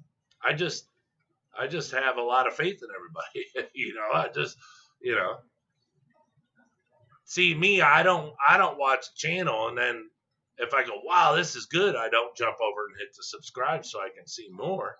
That's what I'm saying. I mean, if me asking people to hit subscribe will help, I mean, I'll do it. I don't care. Detroit Shrimp and Aquatics. I think summer would be difficult to figure out when the best stream time is. Everyone is trying to take advantage of being outdoors after being stuck indoors. Oh, yeah. I totally agree. But it's kind of like Dansley haircuts every 3 to 4 years, saves on time and money. Oh boy, every 3 or 4 years. But what I'm trying to, another thing I'm trying to gear toward too, even though I know it's summer and people are getting out now, but like, let's say like, Dan works, a lot of people in here are going back to work. Would you rather me be on, like, let's say, 5 o'clock, U.S. time, or, my time, Eastern time? Would that be better than a 9 o'clock during the week? Because, I mean, even when I work, shoot, I like to be in bed around 9, 10 o'clock. What used to get me really bad was when I would when we had cable, it's like every certain day, it'd be shows that I want to watch, and I'd be wiped out at like 9 o'clock, and I'd have like 2 or 3 shows on one night to watch. Like the racing shows, the car racing shows, and or Gold Rush, or they're fishing for the crabs, and it's like, I used to donate it to Gray. No, that excuse doesn't work. Just like, I think everything is in flux for a long while yet, Brian. I don't bother asking. We know what to do. It backs up your thinking. Yeah, I just thought I'd ask. But hey, I'm not, and then here's another thing is like, when I go back to work, I mean, whenever that is, I mean, it could be 6 months from now. Hopefully it's not more than that, but maybe next spring or so, I don't know. But billions of people in the world. It's 5 o'clock somewhere. Yep. Plus, you got to think about time zones and other continents. Yeah. That's why I was like, well, let me go on like 4:30 here and see, if I get people from, other places. But so yeah, but when I go back to work, it's gonna be I'm gonna have to change my hours up. So it'll have to be like when I come home, eat dinner, shower, eat dinner, come on. It's gonna have to be for just like an hour, because I work a lot when I'm working, and I don't want to take away from my family time, but I don't want to drop down to not making streams, because I really like doing this, but I don't want to, my son likes to, we like to spend every minute together that we can, in our family. So if there's, if I take a little time out of this, then here's the thing is what I would spend watching TV, the few hours a day I would do that. I'd just come down here for an hour, do a stream, and then go spend it with them, and then go to bed. So everything will work out just fine. But I won't be able to do it at night anymore. I mean, it'll be in the evening, but not at night. Not at night. Chubs, I'll be right back. Many a slip twixt a cup and a lip. He who hasn't slipped on the toilet and had a vision. Oh, my lot. Flux capacitor. Uh-oh. Cichlids 23 and DMC are at it again. I'd still be working right now during the week. Oh, yeah, I forgot today's Sunday. Oh, yeah, so, yeah, you wouldn't be on here anyways. I'm ready for vacation. Last 3 months have been 5 to 6 10-hour days a week, and just me in the office. Twix a cheek and a seat. Maybe do an interview session on one of the European channels. Yeah, I mean, I just don't know how. I don't know. They say that StreamYard is the best for that. I don't know. I like it when other people set it up and ask me to come on their channel, because then I don't have to control it and run it. And then, explain why it's not working, and you know, I'm not that guy. But I don't know. I see like the channel I'm going on here soon, or the one I'm getting ready to do is on the 11th of July for John. You guys see John that comes in here? He's in Florida, and I'm doing it for his fish club. So I actually have to send him I don't know, I got to send him a picture of me, and you know, so he can post it up and get it ready and let everybody know. But someone with long hair always gets a second look. I watch channels who did nightly music streams until they went back to work, so I enjoyed them while they were on. I don't have long hair. 400-mile day. Oh yeah, totally. I was working every day the first couple months. Then I stayed home, but I'm happy to get out here again and get to work. Hope you, Van, have a nice rest soon. I just want to have a bonfire under a clear night with nothing to do but get lost in the flame. Yeah, feeling it. Ah, yeah. Staring at flame, boy, feel your cheeks getting warm. It'd be like, what am I doing? Am I here all by myself? Yeah, I got a bunch of stuff. See, I've done a bunch, but you know, redoing the basement and stuff. But then I hit a wall. You know, mentally I've just hit a wall. But a buddy of mine's supposed to bring over a bunch of free taping mud, drywall, that I do a bunch of work with, and I want to redo the stairwell over there. Redo all the electrical, do all the lights and everything, and then there's a storage room. It used to be a cellar, you know, when we bought the house where we kept cold food, but they had a vent literally that was open up to the outside through the brick wall. So I took that out, blocked it all in, and you know, we don't need it really for canned goods or nothing. So I want it for storage for her to like keep laundry soap in and stuff. But I want to rip out all the old wood because, you know, the old wood has that smell to it, you know, that like old closet smell, you know, and I want to get rid of that.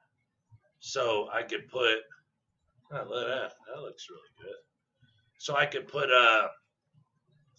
you know, do it all in drywall. Like I did all this, make it look really pretty, put a new door, you know, and then when I ripped everything down over there, I have one pole with a piece of wood left where it has the switch for the laundry room. Well, I want to do the laundry room switch over there, so when you come down, you turn it on, and then you go in the laundry room, then you walk back and shut it off as you go upstairs, and three-way all the lights. But yeah, ever since this got done, you know, my hours are off. I don't go to bed at the right time. I sleep way too late.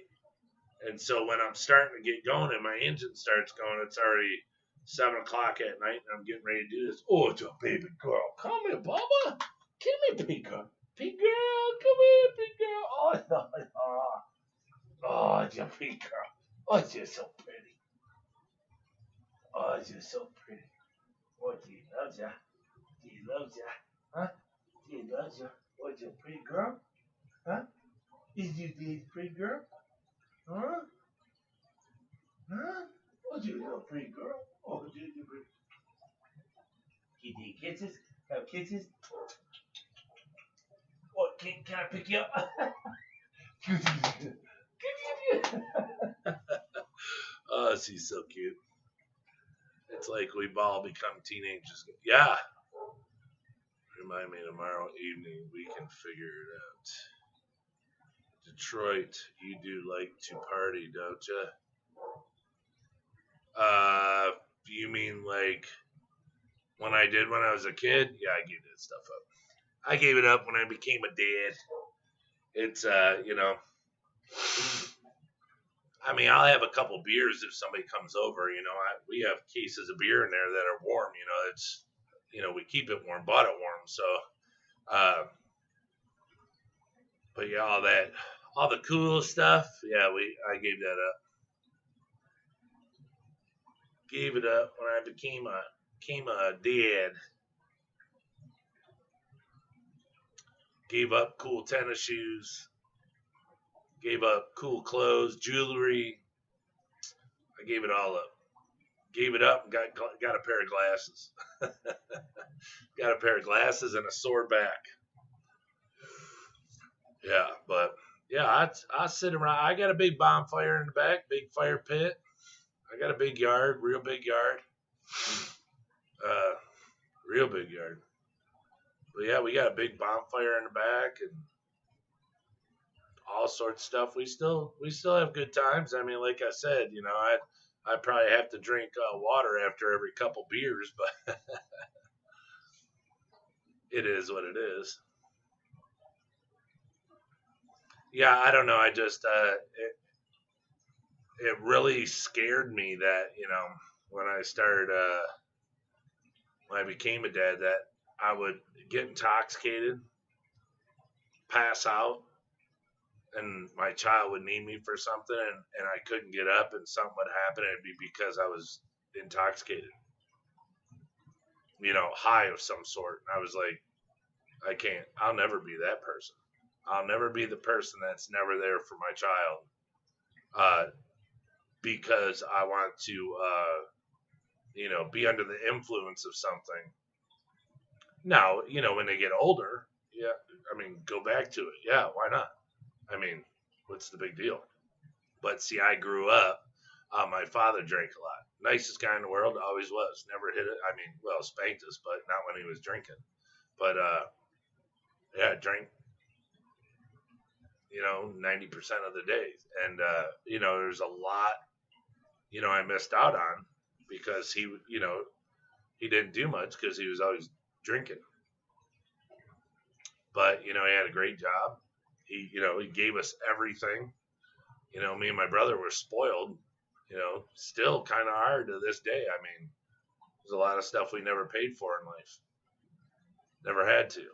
You know, but on the father tip, you know, it's like, you know, we didn't play catch, didn't play frisbee, we didn't, you know, hang out.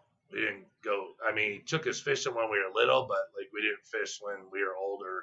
No, we didn't do a lot of stuff together because he was always drinking. So I don't want that, you know, to continue.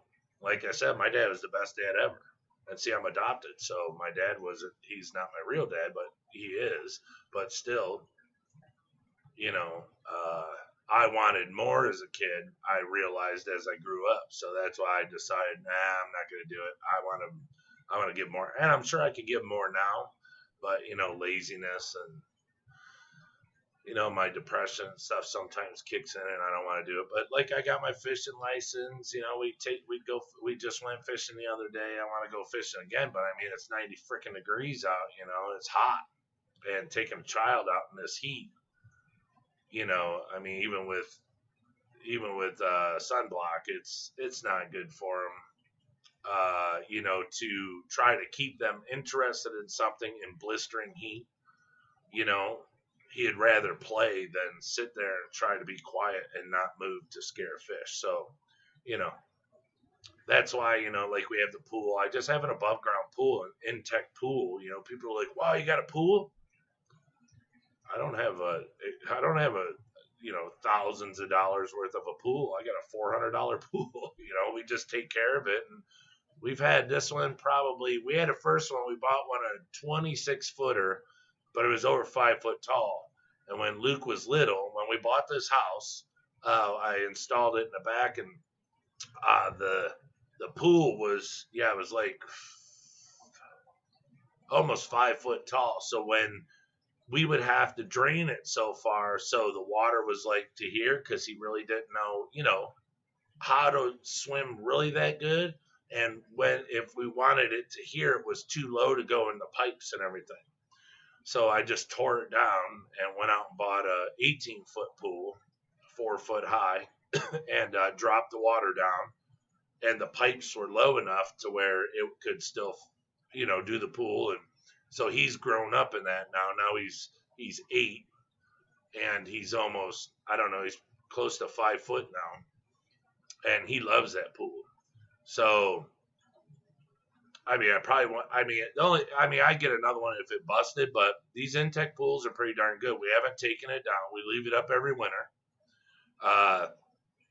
Clean it really good, and then my wife orders the cover. It's I don't know, like $20 or something, and it's like a one-time use. It doesn't tear. Well, it tore this year because Luke cut a bunch of holes in it in the winter, but it doesn't tear. But I just cut the cable and fold it up and throw it away. But in the wintertime, we put it on, and there's a cable. I click on, make it real tight, and I have these big, huge rolls of like saran wrap, like what they use in like, a commercial building, and I wrap it around the pool, around that, so it doesn't blow off, and I don't even drain water out of it. We let it freeze, do whatever, and then, plug it in, and, it works great. I didn't call somebody to come dig the grass out, put sand under it or nothing. I mean, we just dug it down. Me and my wife smoothed it out to where we thought it was really good, put the pool on, and that's it. There's probably a 2-inch difference from one side to the other, and we can live with that all day long. So, but for, $400 for, 4 or 5 years of fun so far, it's the best money I ever spent. Come here, Bubba girl. Oh, she's so pretty. Who's pretty girl? Pretty girl. Pretty girl. Come on, Bubba. Come on, baby girl. Why are you so scared? Come on, baby girl. Come see Dada. Huh? Come on. Would you come on, baby? Come on, baby girl. Would you come on, baby girl? What? Would you so good? She's a pretty girl. She's a pretty girl. What are you doing? Where's Mama upstairs? You come down here? Wait, laying on the cool concrete? Huh? You laying down here in the cool area, baby? Huh? Huh, pretty girl? Oh boy, here comes Gunner. Huh, baby girl?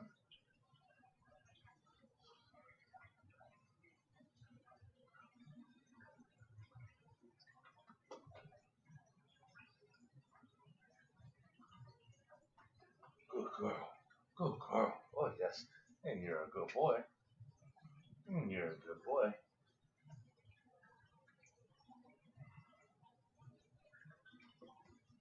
Oh, you're a good girl. Oh, you're a good girl. Yes, you are a good girl. Oh, look at you. You're so pretty. You're so pretty. Yeah, you're so pretty. You're so pretty, Stella. You're a handsome Gunner. You're a handsome, schmandsome feller. You gotta just come over here to get some attention, huh? You gotta just come over here and get some attention, huh? All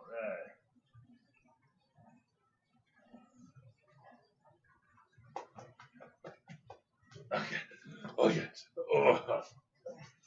Oh, yes. Oh, yes. Oh. Oh, you pretty girl. Hey, you pretty girl. Hey, you pretty girl. Who's your pretty girl? Sorry, you told me Neos are tough, so I'm hoping all 11 are still in there hiding. They're in love with the Cholo wood. Glad I got it. Wasn't sure on it, so I just ordered a few pieces. Oh, yeah, Cholo wood's sweet. I'm learning to recapture my fun and crazy personality. I let myself get overly serious for too long. Hanging with people in their 20s and 30s is helping me to loosen up. Yeah, fishy, best education ever right there. Brian, I grew up much the same way, only on the farm. I could find plenty to do as a teen. I raised horses and dogs, learning how to train them pretty good for a city kid. We moved when I was 12. Yeah. What, Bubba? What? Who did what? Oh, why she like that? She likes attention, huh? Just like you, huh? Oh, it's your baby girl. Oh, it's your baby girl. Who's your baby girl? Who's your big girl? Huh, big girl? Oh, big girl. All right. What's going on? Why is everybody? What's going on? Oh, oh. Oh, all right, you guys gonna go away? Oh, here's Stella. Here's Stella. All right, you guys. All right, you guys. Oh, hi, big boy.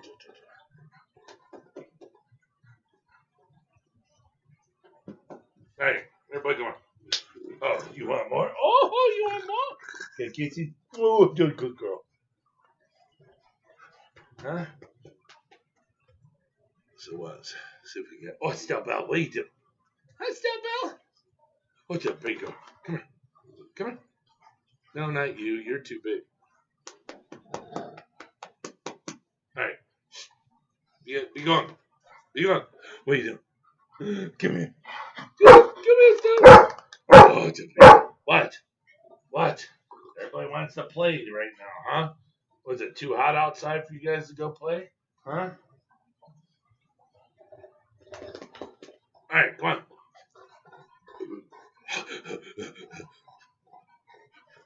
Oh, it's a big. Oh, Gunner, you want to smile for the camera, Gunner? Oh, smile for the camera, Gunner. Oh, it's a Gunner, smile for the camera. Oh, it's a good boy. Oh, it's a good boy. Oh, I sound close. All right, that's enough. All right, go on. Go play. Go play. Go on. There you go. Go on, go chase everybody. Go on, go.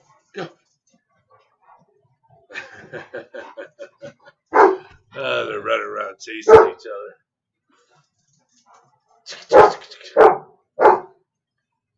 Go get him. Go get him. Go get him. Go get him, Cole. Go get him.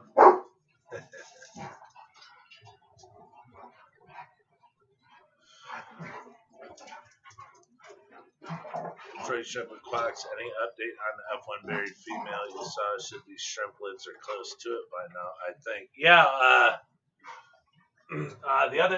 there's two right here in front, pregnant. Two buried ones right here in front.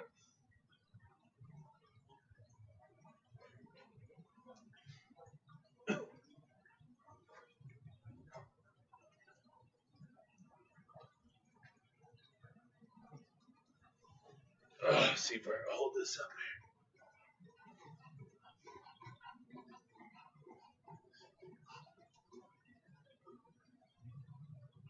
here. Yes, there's one. What?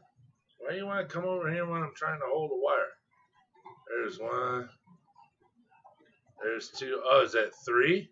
Three buried ones? Yeah, 1, 2. Oh, yeah, 3 buried mamas. Look at that.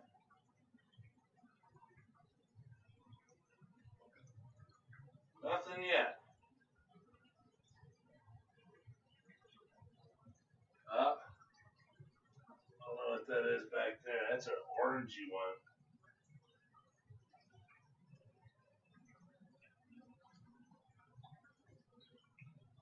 Yep, nothing yet.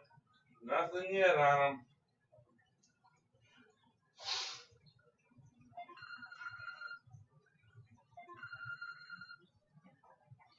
Ugh. 1 second. Hello. What up, dude?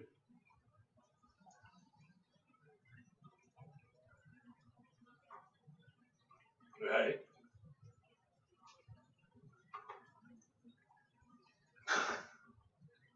That's what happens.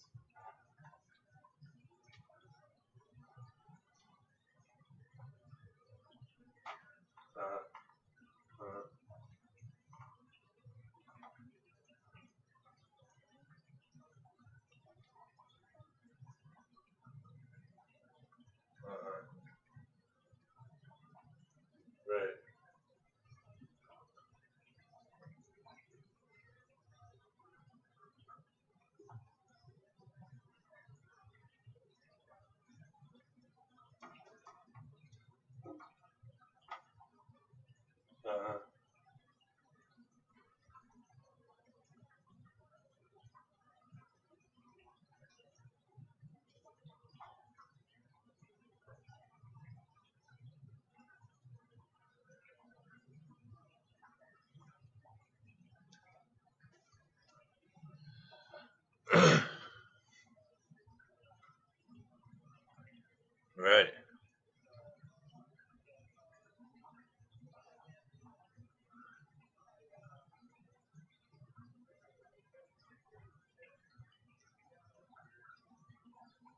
Oh yeah, I'm not worried about that. She wasn't when I told her. She said, "Oh well, okay." So it. Oh yeah, I'm downstairs. Yeah, but yeah, she wasn't too concerned about that, you know. So I mean, getting out there is one thing,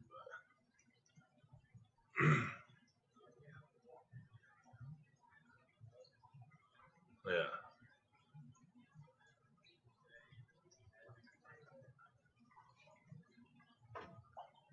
Oh yeah, no, that's fine, that's fine. I'm not. I don't have a problem with it. Yeah, well, like I said, when I asked her, she wasn't like super excited to go. So I was like, okay, yeah. So it's too quick of a thing, you know. So that's why I told her. I said, well, you're supposed to come over here and look at these lights and stuff. I said, maybe get some shrimp. So I said, at least you can meet them that way, and then we decided to go out there. Won't feel like a stranger.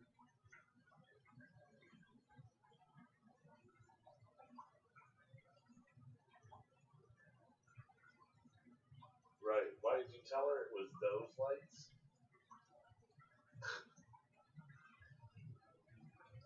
Uh,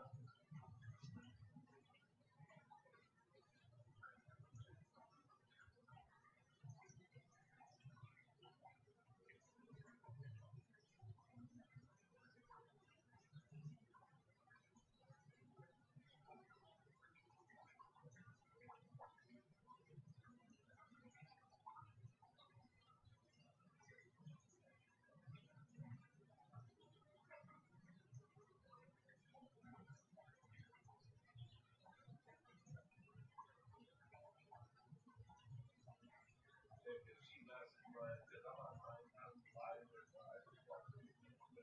she said he was to come over. I said, but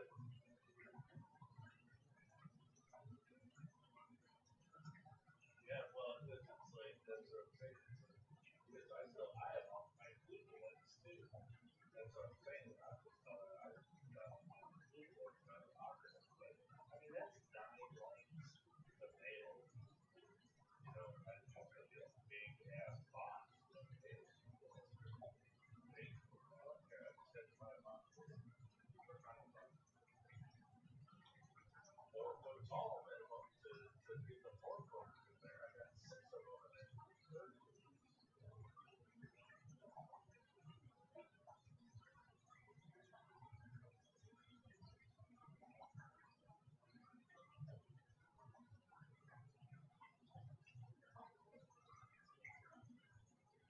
Well, I have blue ones. I mean, that's a blue, but they're not those top. That's why I say that you came over to them. I don't even know why you even said anything to her about the lights.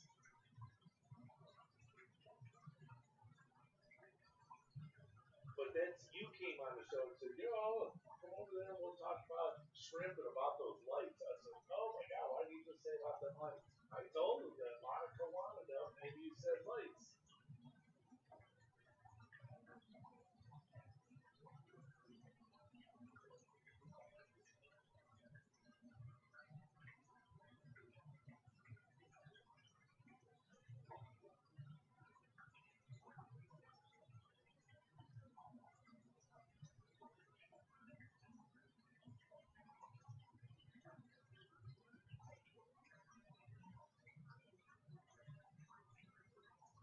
Okay.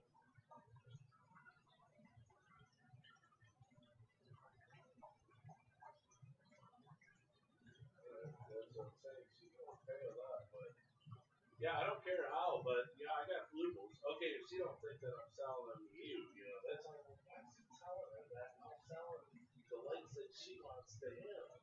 Oh my God.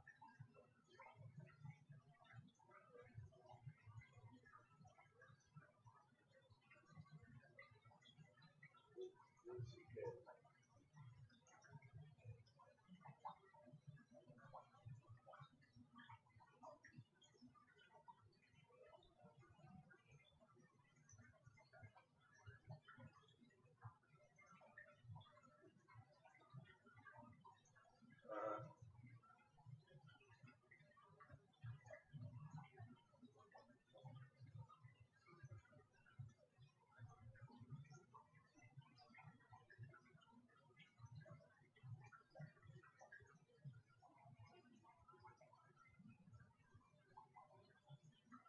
probably old.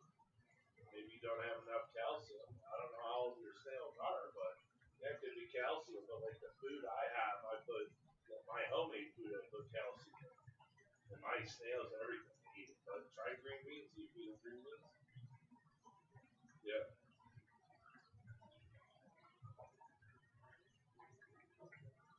What, too soft? That's what I'm saying. That's why you gotta put the minerals in it.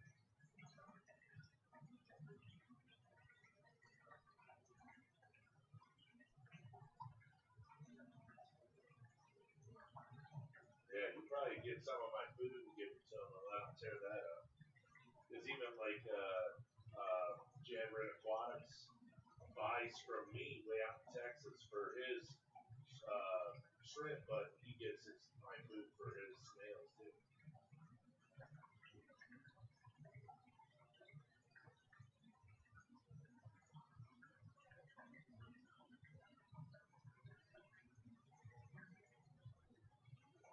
Yeah, because I wasn't going to stay on long. That's why I got on early, because I didn't know.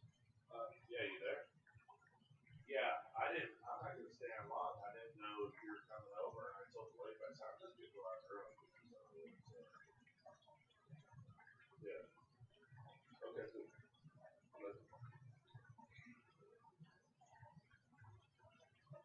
Sorry about that, everyone. Had a little emergency I had to deal with. Usually, that's the first time I've ever answered the phone. Didn't mean to. Like I said, I had a little emergency, so I had to take care of it. Sorry about that. Apologize. So is Orange Eye always orange-eyed? Yeah, they don't have blue eyes. Let me give these guys a little food. Monica.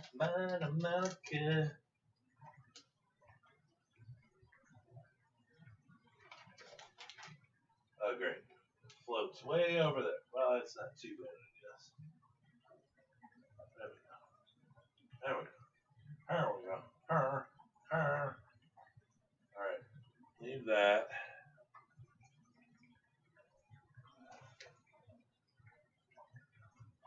Leave that right there.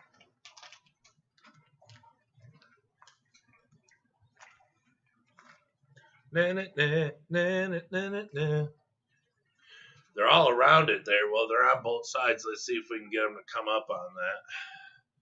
Dude, I gotta roll, man. Gotta find that sunset, bro.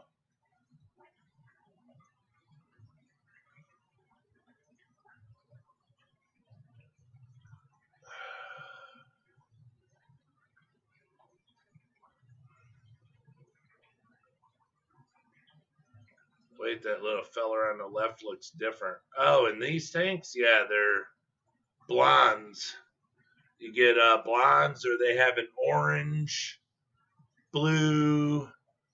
Then they could be blue with the rust color. They'll come in here. Give them a second. Let's smell that bug bites, boy. Hopefully.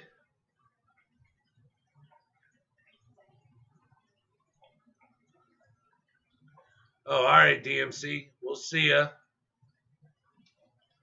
Thanks for hanging out. Tigers could be kept in pH above 7.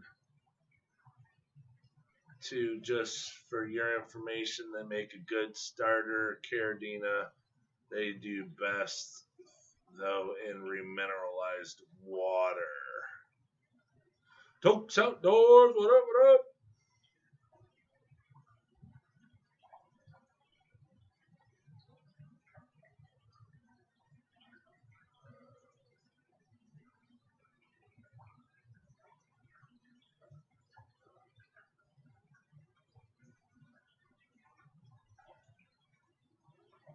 Props to Kid Rock. You like Kid Rock, Cichlids 23? And said, look me in the eyes and communicate. She was like, okay, Dad. Ha! My middle brother's daughter won't put her phone down for 5 seconds to acknowledge anyone. So annoying. He just excuses it. Nope. Yup. No eye contact. Yeah, I don't let Luke do that. Boy, this ring light really works nice out here. Oh yeah, really nice. You can see me better than I think, my middle brother. Kid Rock. B, have you thought about doing some tigers and neoprene? Yeah, I don't know. I don't know why I'd do it. I mean, if already converted by you, they would do well for your customers wanting to try. Yeah, but no one's ever asked me. I mean, I could convert them if they wanted me to, but literally no one.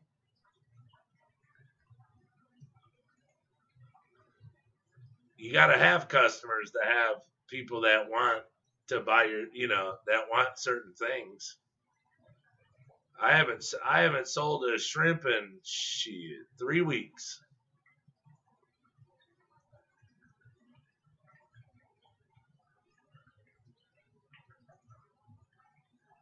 The chubby guppies lurking because you have a lot of customers who only do Neos. Oh yeah. No interbreeding. Okay, yeah. Well, I mean, yeah, I guess. I guess I could, put some in just for the heck of it. You'll be seeing some when I come over this week.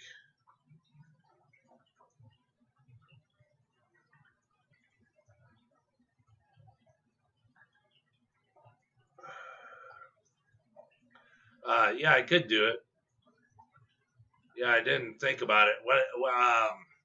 When I first got these guys, I used to keep them in like a mix. I started them out in remineralized water, and every time I did a water change, I would put the tap water in there because my tap water is so TDS is so low in it. I mean 98 to 102. I thought, well, this would be perfect. The GH is 6, the TDS is the KH is 3. I was like, oh, they love it. But then they weren't breeding. I'm like, is it the water? So then I was just like, you know what? Screw it. I'm gonna get them out or just start doing the water the way it's supposed to be. You'll be selling some when I come over there. So take some tangerine tigers and orange eye blues and throw in a neo tank that aren't overpopulated. I bet you have interest once they start breeding and making more if you promote. All right. I could do that.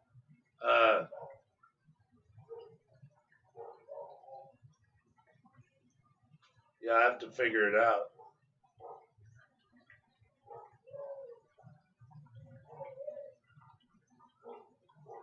See what tank would be best.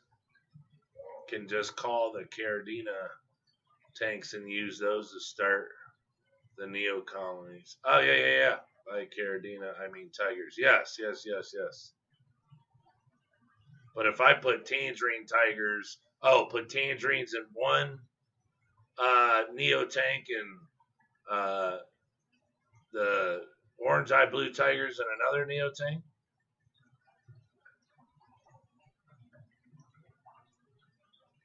Do you keep fish too?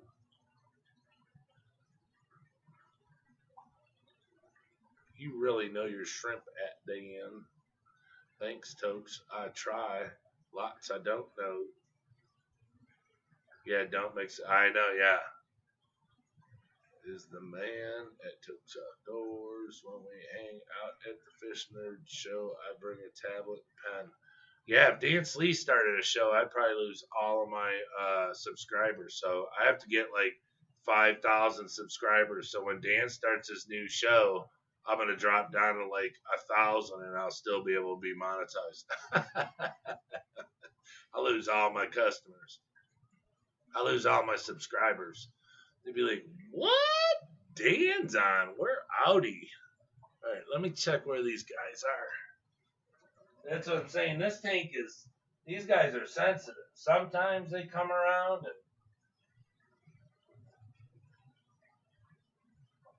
but I fed them, you know, when I ground up the food earlier. So they're probably why they're not hungry.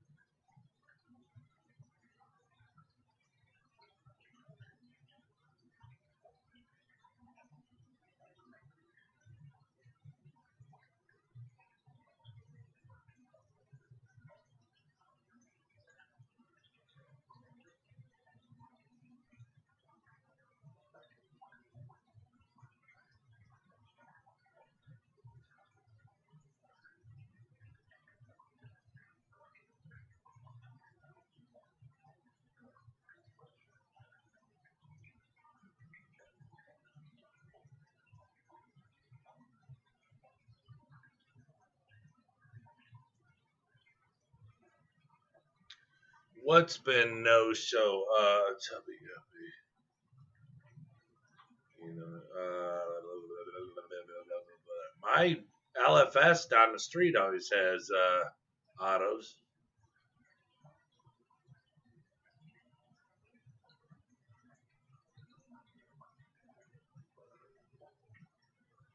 Years ago, I went to a smaller fish store to buy shrimp, but ended up leaving with a puppy.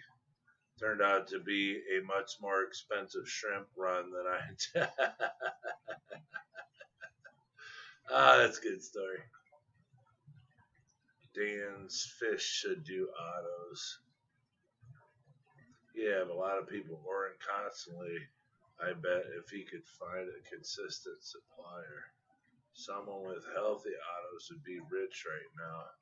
I've heard like 10 people last month that are looking for good autos. Yeah, like I said, the fish store down the street from me, they always have them, and I have autos from there, and they've never died or anything.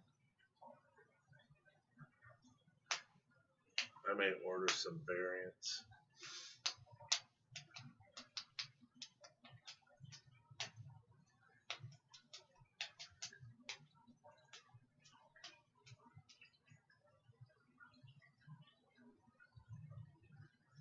Yeah, if somebody bred autos, they'd be rich, but you ain't gonna buy them anywhere and make no money. Not a penny. Prices in the fish stores right now are really high. You know, because I'm sure everyone knows, because they got to cover the cost of shipping. So yeah, you ain't getting nothing in a fish store for anything that you could sell. I mean, I don't think that you'd be able to make any profit off of it at all. Because, like I said, my fish store, I'm sure has it. They always have autos. That's like when I was in there the other day, I asked them if they needed some bristlenose, and they said no, they just got some. Because they have a lot of breeders, you know, that breed their stuff at home. So should I pay $8 an auto if they were healthy? Yeah, what fish do you think I could throw in with my guppies and endlers to tame down my snail population? No joke. Oh, probably a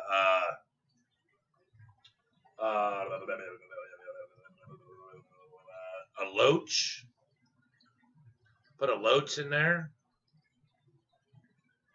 Coolie loach or the fish. God, what's them loaches called? Yeah, loaches do really good.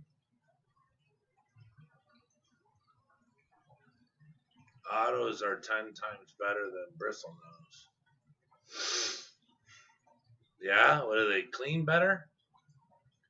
I have some, but I bought 4 all in fishy heaven now.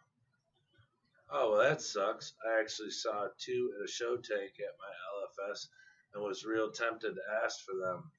Their fish in general aren't too healthy, but I saw lots of algae in there.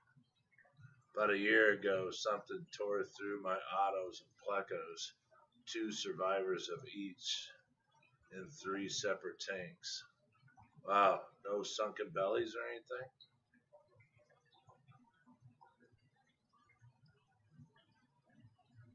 They're $3 each, but not healthy. I'd pay $8 if they're rock solid. And also, just for your information, in case anyone cares, if you keep pygmy, cories, and autos together, they will shoal together. So don't need as many of each. Oh, upstairs in Luke's tank, we got panda cories and autos. Lance Jones, yeah, Yo-Yo Loaches, yeah. Probably really about, yeah, there's quite a few that would be good for snails, getting your snails to go down. Feed them Bacter, AE, and frozen brine shrimp. When you get them, their digestive bacteria loads are usually compromised. Clean plants way better. Glass too, and don't damage plants. Don't freak out shrimp as much or fight with each other. Oh yeah. Mine fight with each other. Who sells loaches? Shoot, my fish store. Wait till you come down here, Tokes. The store down the street from me sells loaches. I have those little snake loaches upstairs. Autos and Amanos. You can't go wrong. Yeah, I have 3 or 4 Amanos left I found in the tanks lurking. I thought I got them all, but I didn't. So I scooped them up. Dwarf chain loach, yeah. I love my Amanos. Wish Brian stocked them. I did, but I just literally sold them to the fish store down the street from me the other day. The rest I had, except 3 or 4. You haven't been around, dude. I had 100 of them, and no one on here wanted any. I sold some to Don, but that was it. No one wanted any, so I sold them all to the fish store. They bought every one of them.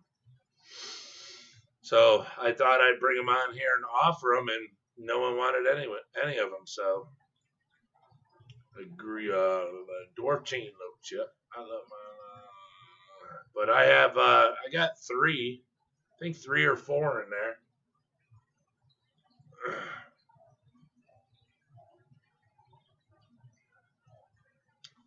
I was hoping these guys would chill out right in front. I don't know if I put food here, if they will.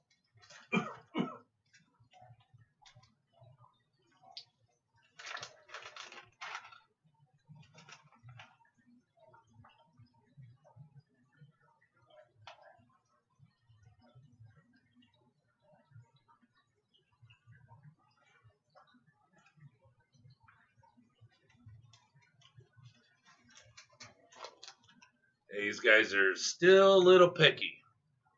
The sapphire, the safaris, the sapphires, the safari shrimp.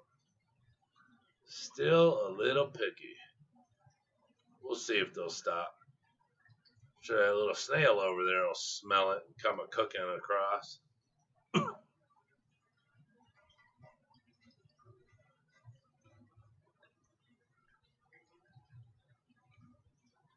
There we go. They come zooming by. We'll get them. Horned narrates are pretty badass. And of course, ram's horn. I got some Panda Loaches. Oh yeah, I can get Panda Loaches, like tons of them. They're doing well. If there's fish though, Amano's way better option. They're less intimidated.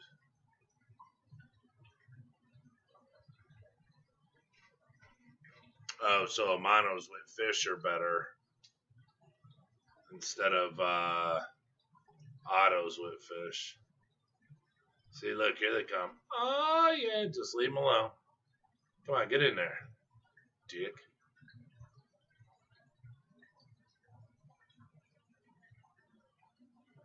I keep coolies. Oh, yeah, coolie loaches. That's it. Coolie loaches will tear up some snails, boy. I used to do that.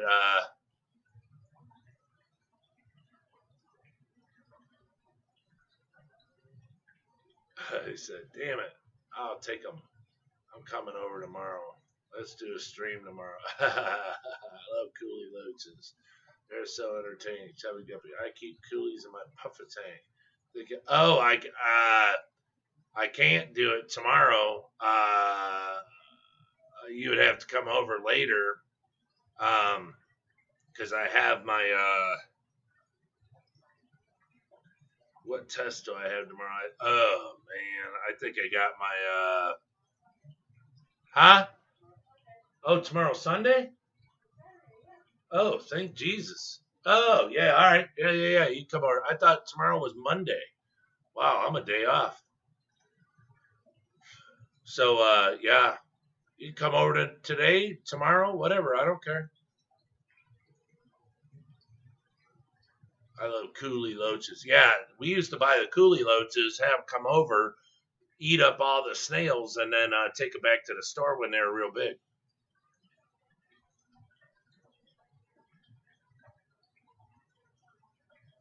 I keep coolies in my puffer tank. I think I'm going to do a show tank with Puffer 2 and name it Cole. Yeah, I remember I put Amazon puffers in Luke's tank upstairs with the guppies long time ago. They did great, but boy did my shrimp start to deplete. You know, they're just mixed. They were culls out of the tank. I'd put them in Luke's tank. Yeah, they depleted quickly. So I got rid of the puffers. Not sure, Tokes. I've never bred them before. Streetwise, yeah, I got a yo-yo for snails. Didn't know you would eat every single one. Would it be possible to breed autos in 150 gallon? I haven't added anything to the 150 yet. Yeah, I need a 150, a 120 or something. I want to get rid of my 4-foot 120. It's not long enough. My fish are too big, and they're not happy with each other. So I'm saying my Severums just laid eggs, and they ate them hours later. When the last batch they didn't, but they just got freaked out. So somebody upset them, and so they ate them right when I was getting ready to move them too. I'm willing to give it a try with y'all help. Yeah, if you want to, I don't know, if you want to breed autos, they're skittish. That's the bad thing is you got to have stuff in there that, real small stuff. So I wouldn't put any big fish in there. They'll freak out. But if you wanted to try breeding them, I'd imagine a small tank would be just fine. Yeah, no need for a 150 now. I had a skunk loach. He was pretty cool. Yeah, I can get the Panda Loaches. I just never heard anybody say that they want those black Panda Loaches. I can get those too. Okay, cool. Thanks. I got a free Platinum Angel. Ooh, Platinum Angels are nice. A store I used to go into, the guy who owned the store, he doesn't own it anymore. Well, I don't know if he's just a silent partner now or what, but he had a woman came in there. She brought in, was it 2 males? I think it was 2 or 3, or like 2 pairs of Platinum Angels, huge, but they were fighting with the other one, so she got rid of, a set or 2, I can't remember, so they wouldn't fight no more. But man, they just look like big, huge pearls. They were so pretty.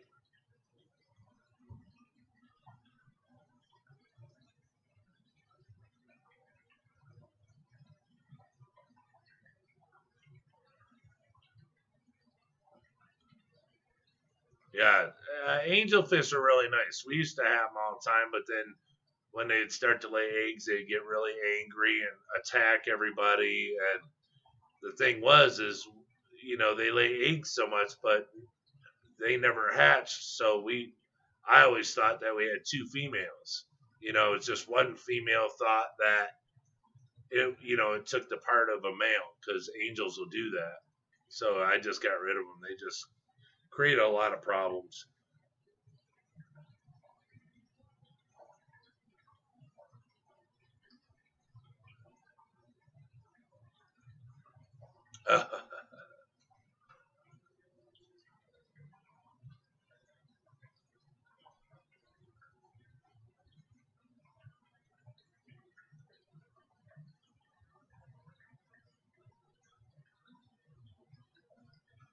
Yeah, you put autos in a 150-gallon tank. Something tells me that whatever you put in there is just going to eat those autos.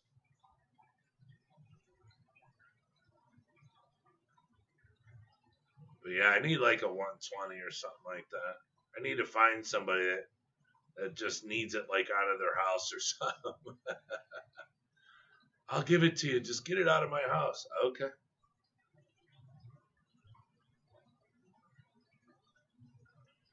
Shoot, the tank I got over there at the store, well, but for a package for the stand, the glass lids in the tank, it's $1,100, I think.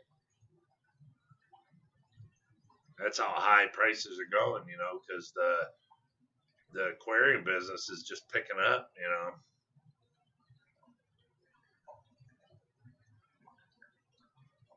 But like I told the wife, if things are slow right now, it just helps in, working on the tanks and building up more babies and, all this and that. But, yep, things have been dead as a doornail over here. So,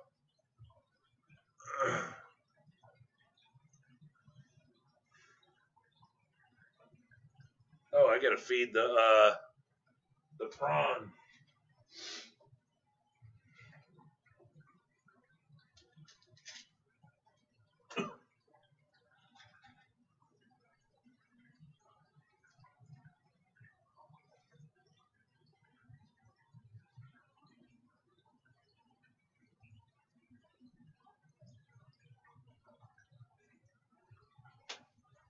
He loves my homemade food, boy. He goes nuts.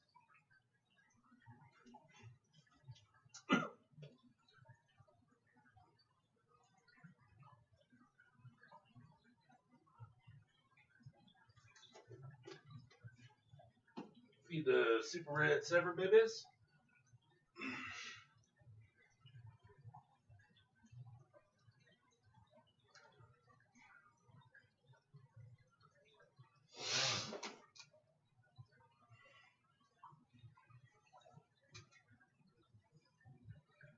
I was going to take the bass out of the 60-gallon, throw him in the 150, but I'm building him a pond instead. I always wondered how fish decide who is going to change to the other gender. Yeah, I mean, it's really weird. They say that angelfish do it. And I had some really nice angelfish. I had a pair that was incredible, and I took them to the fish store down the street from me because they were so aggressive. I told them, I said, yeah, they lay eggs all the time. So I gave them to them, and I think they sold them in, like, I don't know. It was that day. It was like within 30 minutes they sold the pair. But yeah, I don't know how they choose. One chooses, and then the other one just goes the other way, I guess.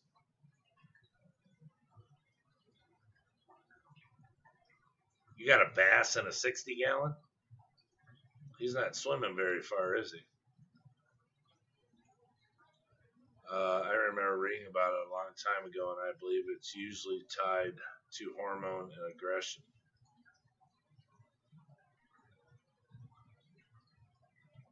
Testosterone, maybe. Yeah, I just, I didn't care for it too much, you know. It was just like,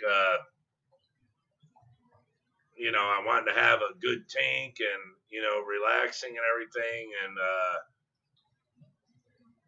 they laid eggs constantly. Well, you guys know how often angels lay eggs, so it was a constant argument and fight with them. See, these guys are real picky. They're biofilming it right now. I mean, they'll come up and eat, but as you see, they bite at it. It's really nothing. I mean, I fed them earlier when I crushed up the bug bite, so I was hoping they'd come to the front, but I don't think that's happening. I don't think it's happening.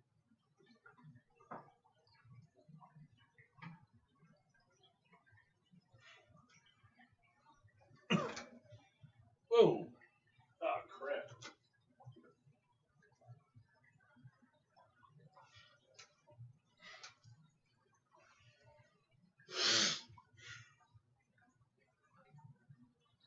Phew. I'll just hide down here in the substrate. Dan Sleep, do you remember if the more aggressive ones are the ones that change? Yeah, I would have to say the more aggressive ones are the ones that change. Well, I don't know. I guess I can't say that because, you know, the one who lays the eggs, the mama is really aggressive. All right, we got 2 males here. Looks like it, anyways. We'll see if we got any pregnant ones in here. Oh, is that shrimp got a short skirt? Is that a short skirt, Dan?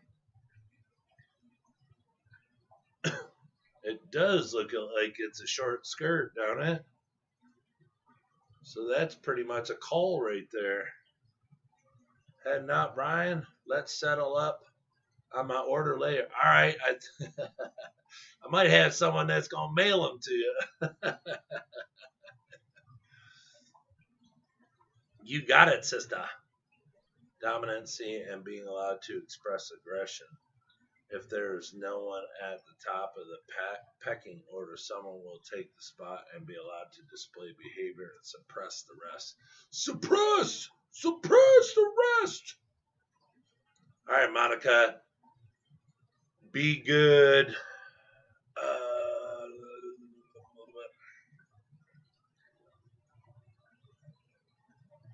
I can't remember what it was.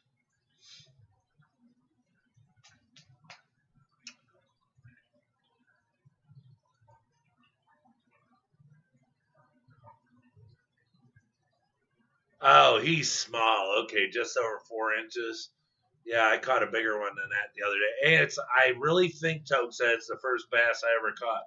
I want to so bad just go fishing and catch fish. I keep seeing you with those big, huge fish. I'd crap my pants if I caught something that big. I mean, because the biggest things I ever caught was, trout. So, yeah, 4-inch bass. That's 60 gallons good for it.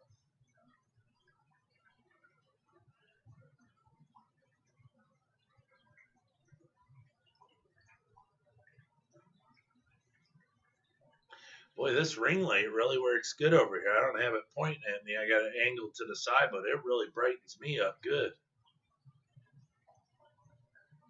Oh, look at all them shrimps. 2 hours and 41 minutes. What is it, 7:20? Yeah, it's not bad. We didn't have you would have a field day out here with these monsters. You just fish right off your dock, don't you? You don't go out in a boat or anything, do you?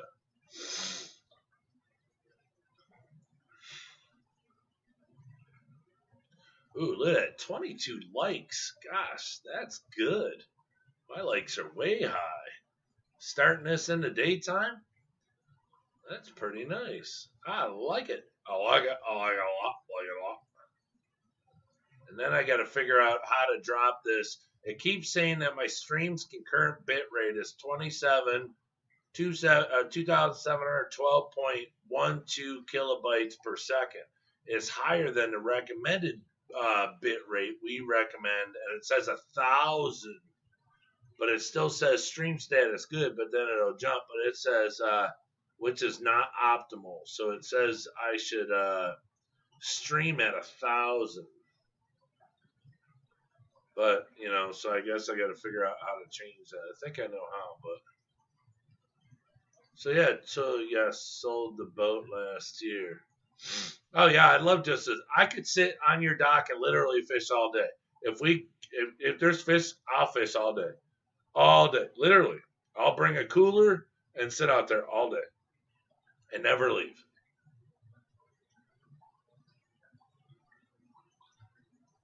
I love fishing. I caught that bass the other day. Me and Luke caught a bass on a hook and bobber with worms that I dug up out of the ground. Not, down in Rouge River, Tokes. Your quality might go down. Can you upgrade your internet? Get max. I upgraded it Streetwise. I was at 50. What was it? Whatever I was at, I made it. So now I'm on 75 download. They said I can't get 100 download, or I mean upload. I'm on 75 upload. They said I can't get 100 because it's not AT&T in my area is not 100% fiber optic, so I'm not able to go there yet. So I mean, I could probably shop around, but I'm paying $35 a month for this Wi-Fi and plus I'm plugged right into it. I'm not streaming. I'm not wireless. Everything right now is plugged in. You guys are always more than welcome to come on anytime. Yeah, but what I'm saying is I don't think Luke would want to. I mean, I'd probably have to bring the wife and bring Luke because when Luke gets tired, I don't know, he might want to go in the water and play, but then if he wants to leave, she could take him home. But, all right, now they move. Why are y'all moving? Don't go nowhere. Hey.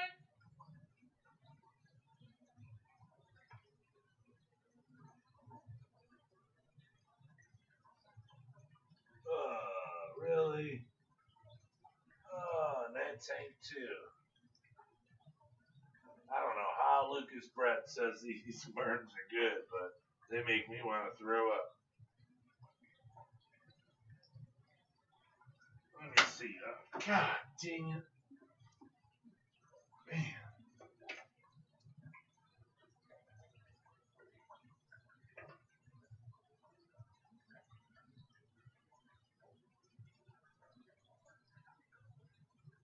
I'm probably going to see an ass ton of algae, but might as well look at some Super Red 7 bibis.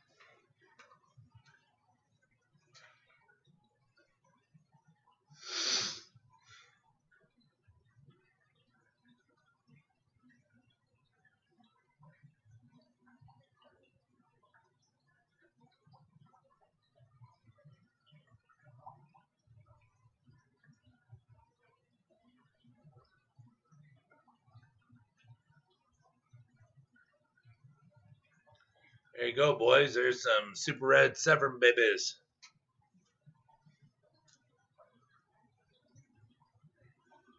$75 up is still really good. Yeah, the 75 upload. That's what I switched it to. And I didn't have to pay no more because I was paying $35 for the 50 up. That's what it was. So I could upload this, you know, for the streaming. I was 50 before. Now I went to 75 and it was still $35 because they had a promotion going on. They just never told me that. They don't want to give you stuff for free.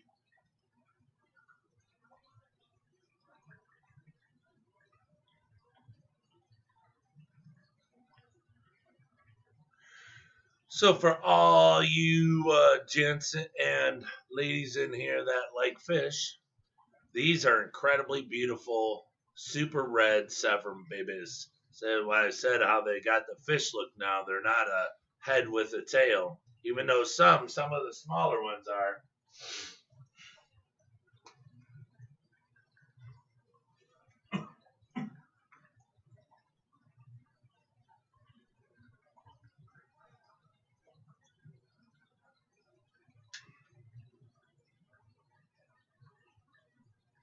Oh, sucked in another fish. God dang it.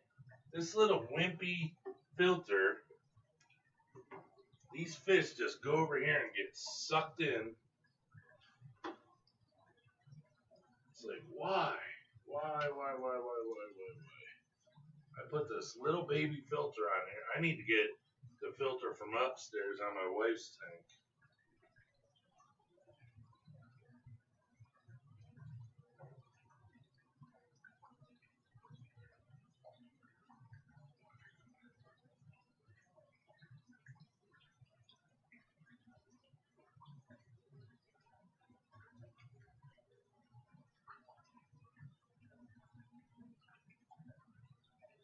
Well, I don't think he made it. He might have been in there a bit too long. Yeah, he's a goner. He might have been in there from yesterday or something.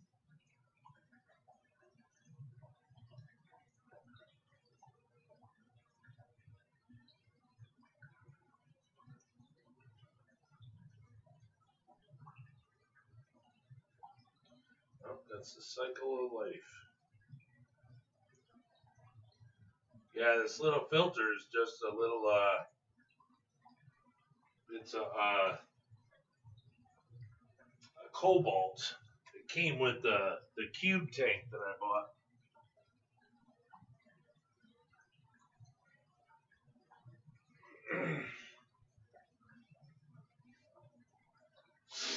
So, with those little, you know, the little baby ones, they get caught up swimming by it. They get sucked up in it, but you know what I could do? Well, no, even if I put the little pump in there, they'll get sucked up. I don't know. I'll have to probably swap it out my wife's filter upstairs. So it's like a hang on the back, and I can put a sponge on it. Because you got to give them a bunch of flow. So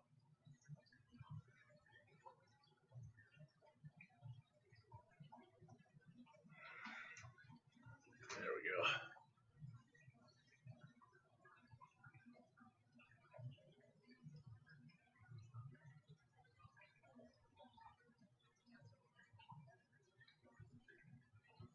Yeah, and this tank, you know, it's new, well, newer, so you know, it's got new sand in it and stuff, and so you know, it doesn't have a bunch of, you know, stuff in there to make the plants like grow really good yet, but I had some die back because I poured some stupid peroxide in here, wanting to kill back some of the algae that was on some of the plants that I put in here.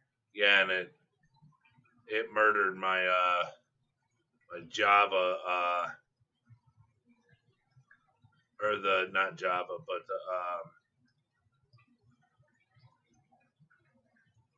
the Val Jungle Val did it upstairs in that tank, and it did it down here. So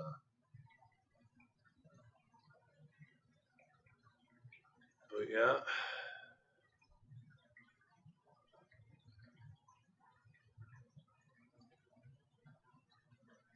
Yes, sir. Love them fry. Can you put on a pre-filter sponge? Not on this. I gotta switch it. I'll put the camera on it. It's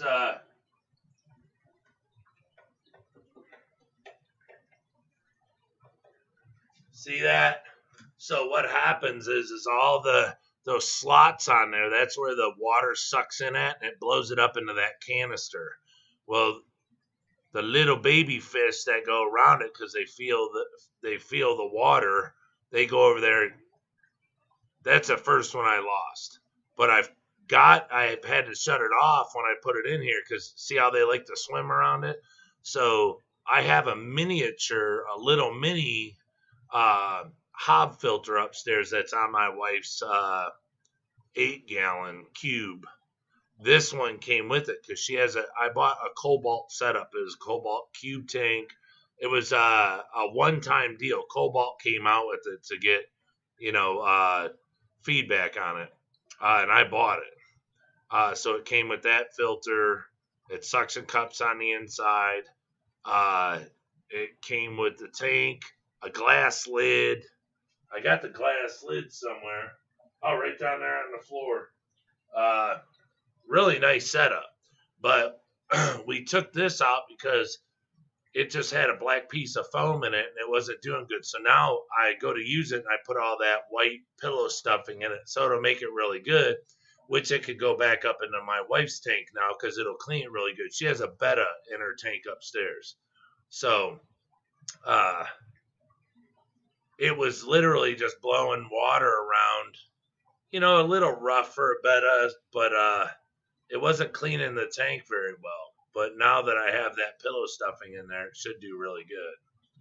But the filter is incredible. It's a great filter. It makes no noise at all. It's as quiet as can be. It's just a really good brand, and I've never seen one since. Those little nano filters. That's what I'm saying. When I bought the tank even has a Cobalt tag on it, a deep, Cobalt tag. So it was great chatting with y'all. Hope everyone has a great night. That swap makes sense. Yes, sir. So yeah, I'll just go up there and swap them out. Put this one upstairs. And we just finally put an air bubbler. A bubble stone in her tank up there, because the little filter just doesn't move the water around enough. It filters it, but it's just not enough. But that's why I put this filter in this 20 long, because I have a dual sponge filter on one end. I figure if they're blown at each other, it'd be good for the fish. So, but yeah. All right, yeah, I'm gonna shut her down here. So we're at 3 hours and it's 7:30. So I got a bunch of stuff I want to do. That's why I wanted to do this early, give it a try, and then see how it, see how it turned out doing one in the daytime. So, but yeah, we're gonna call it a day here, anyways. Also, it's 7:30. That's why I edited on the fish. I got some tank clean. I got to change this filter. I got a bunch of stuff I got to do. And that's the whole reason that I did this. So I got to start unhooking lights, and I got to fix some filters. This one's barely running. I don't know why. Oh, there we go.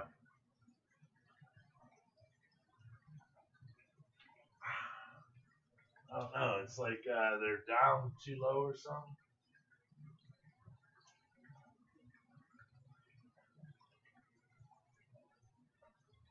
Yeah, I don't know. So, but yeah, there's a bunch of stuff I gotta get at. So, thanks everybody for coming out. I had a blast. This is super cool doing it in the daytime. We did pretty darn good. Over 20 likes. That's pretty darn good for 23 likes. I like that. That's really good. So yeah, everything's good. Everything's peachy. So, but thanks to all my moderators.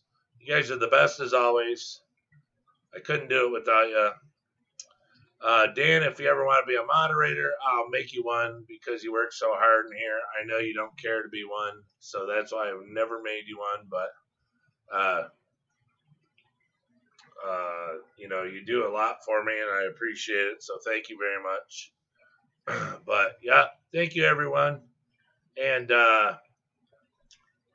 I will be back tomorrow as always with more information. Maybe we can get some questions going, so it's not just always me talking. So I can give some of my incredible knowledge out to people. But all right, everybody, thank you so much for showing up. I had a great time. Don't forget about tomorrow, and don't forget, for anyone who's watching the replay of this, please hit the subscribe button if you have not hit the subscribe button yet. Share the stream, hit the like button, hit the bell icon, and set it to all notifications, so you'll see every time I go live and anytime I post a video. I really, really appreciate it. I need to bust this 400 mark so YouTube releases me a little more and then lets me get up to 500. So I'm kind of in a stuck spot. So if everyone could pass the word around, I'd really appreciate it. But all right, everyone, thank you so much. You guys have a good night. Stay safe.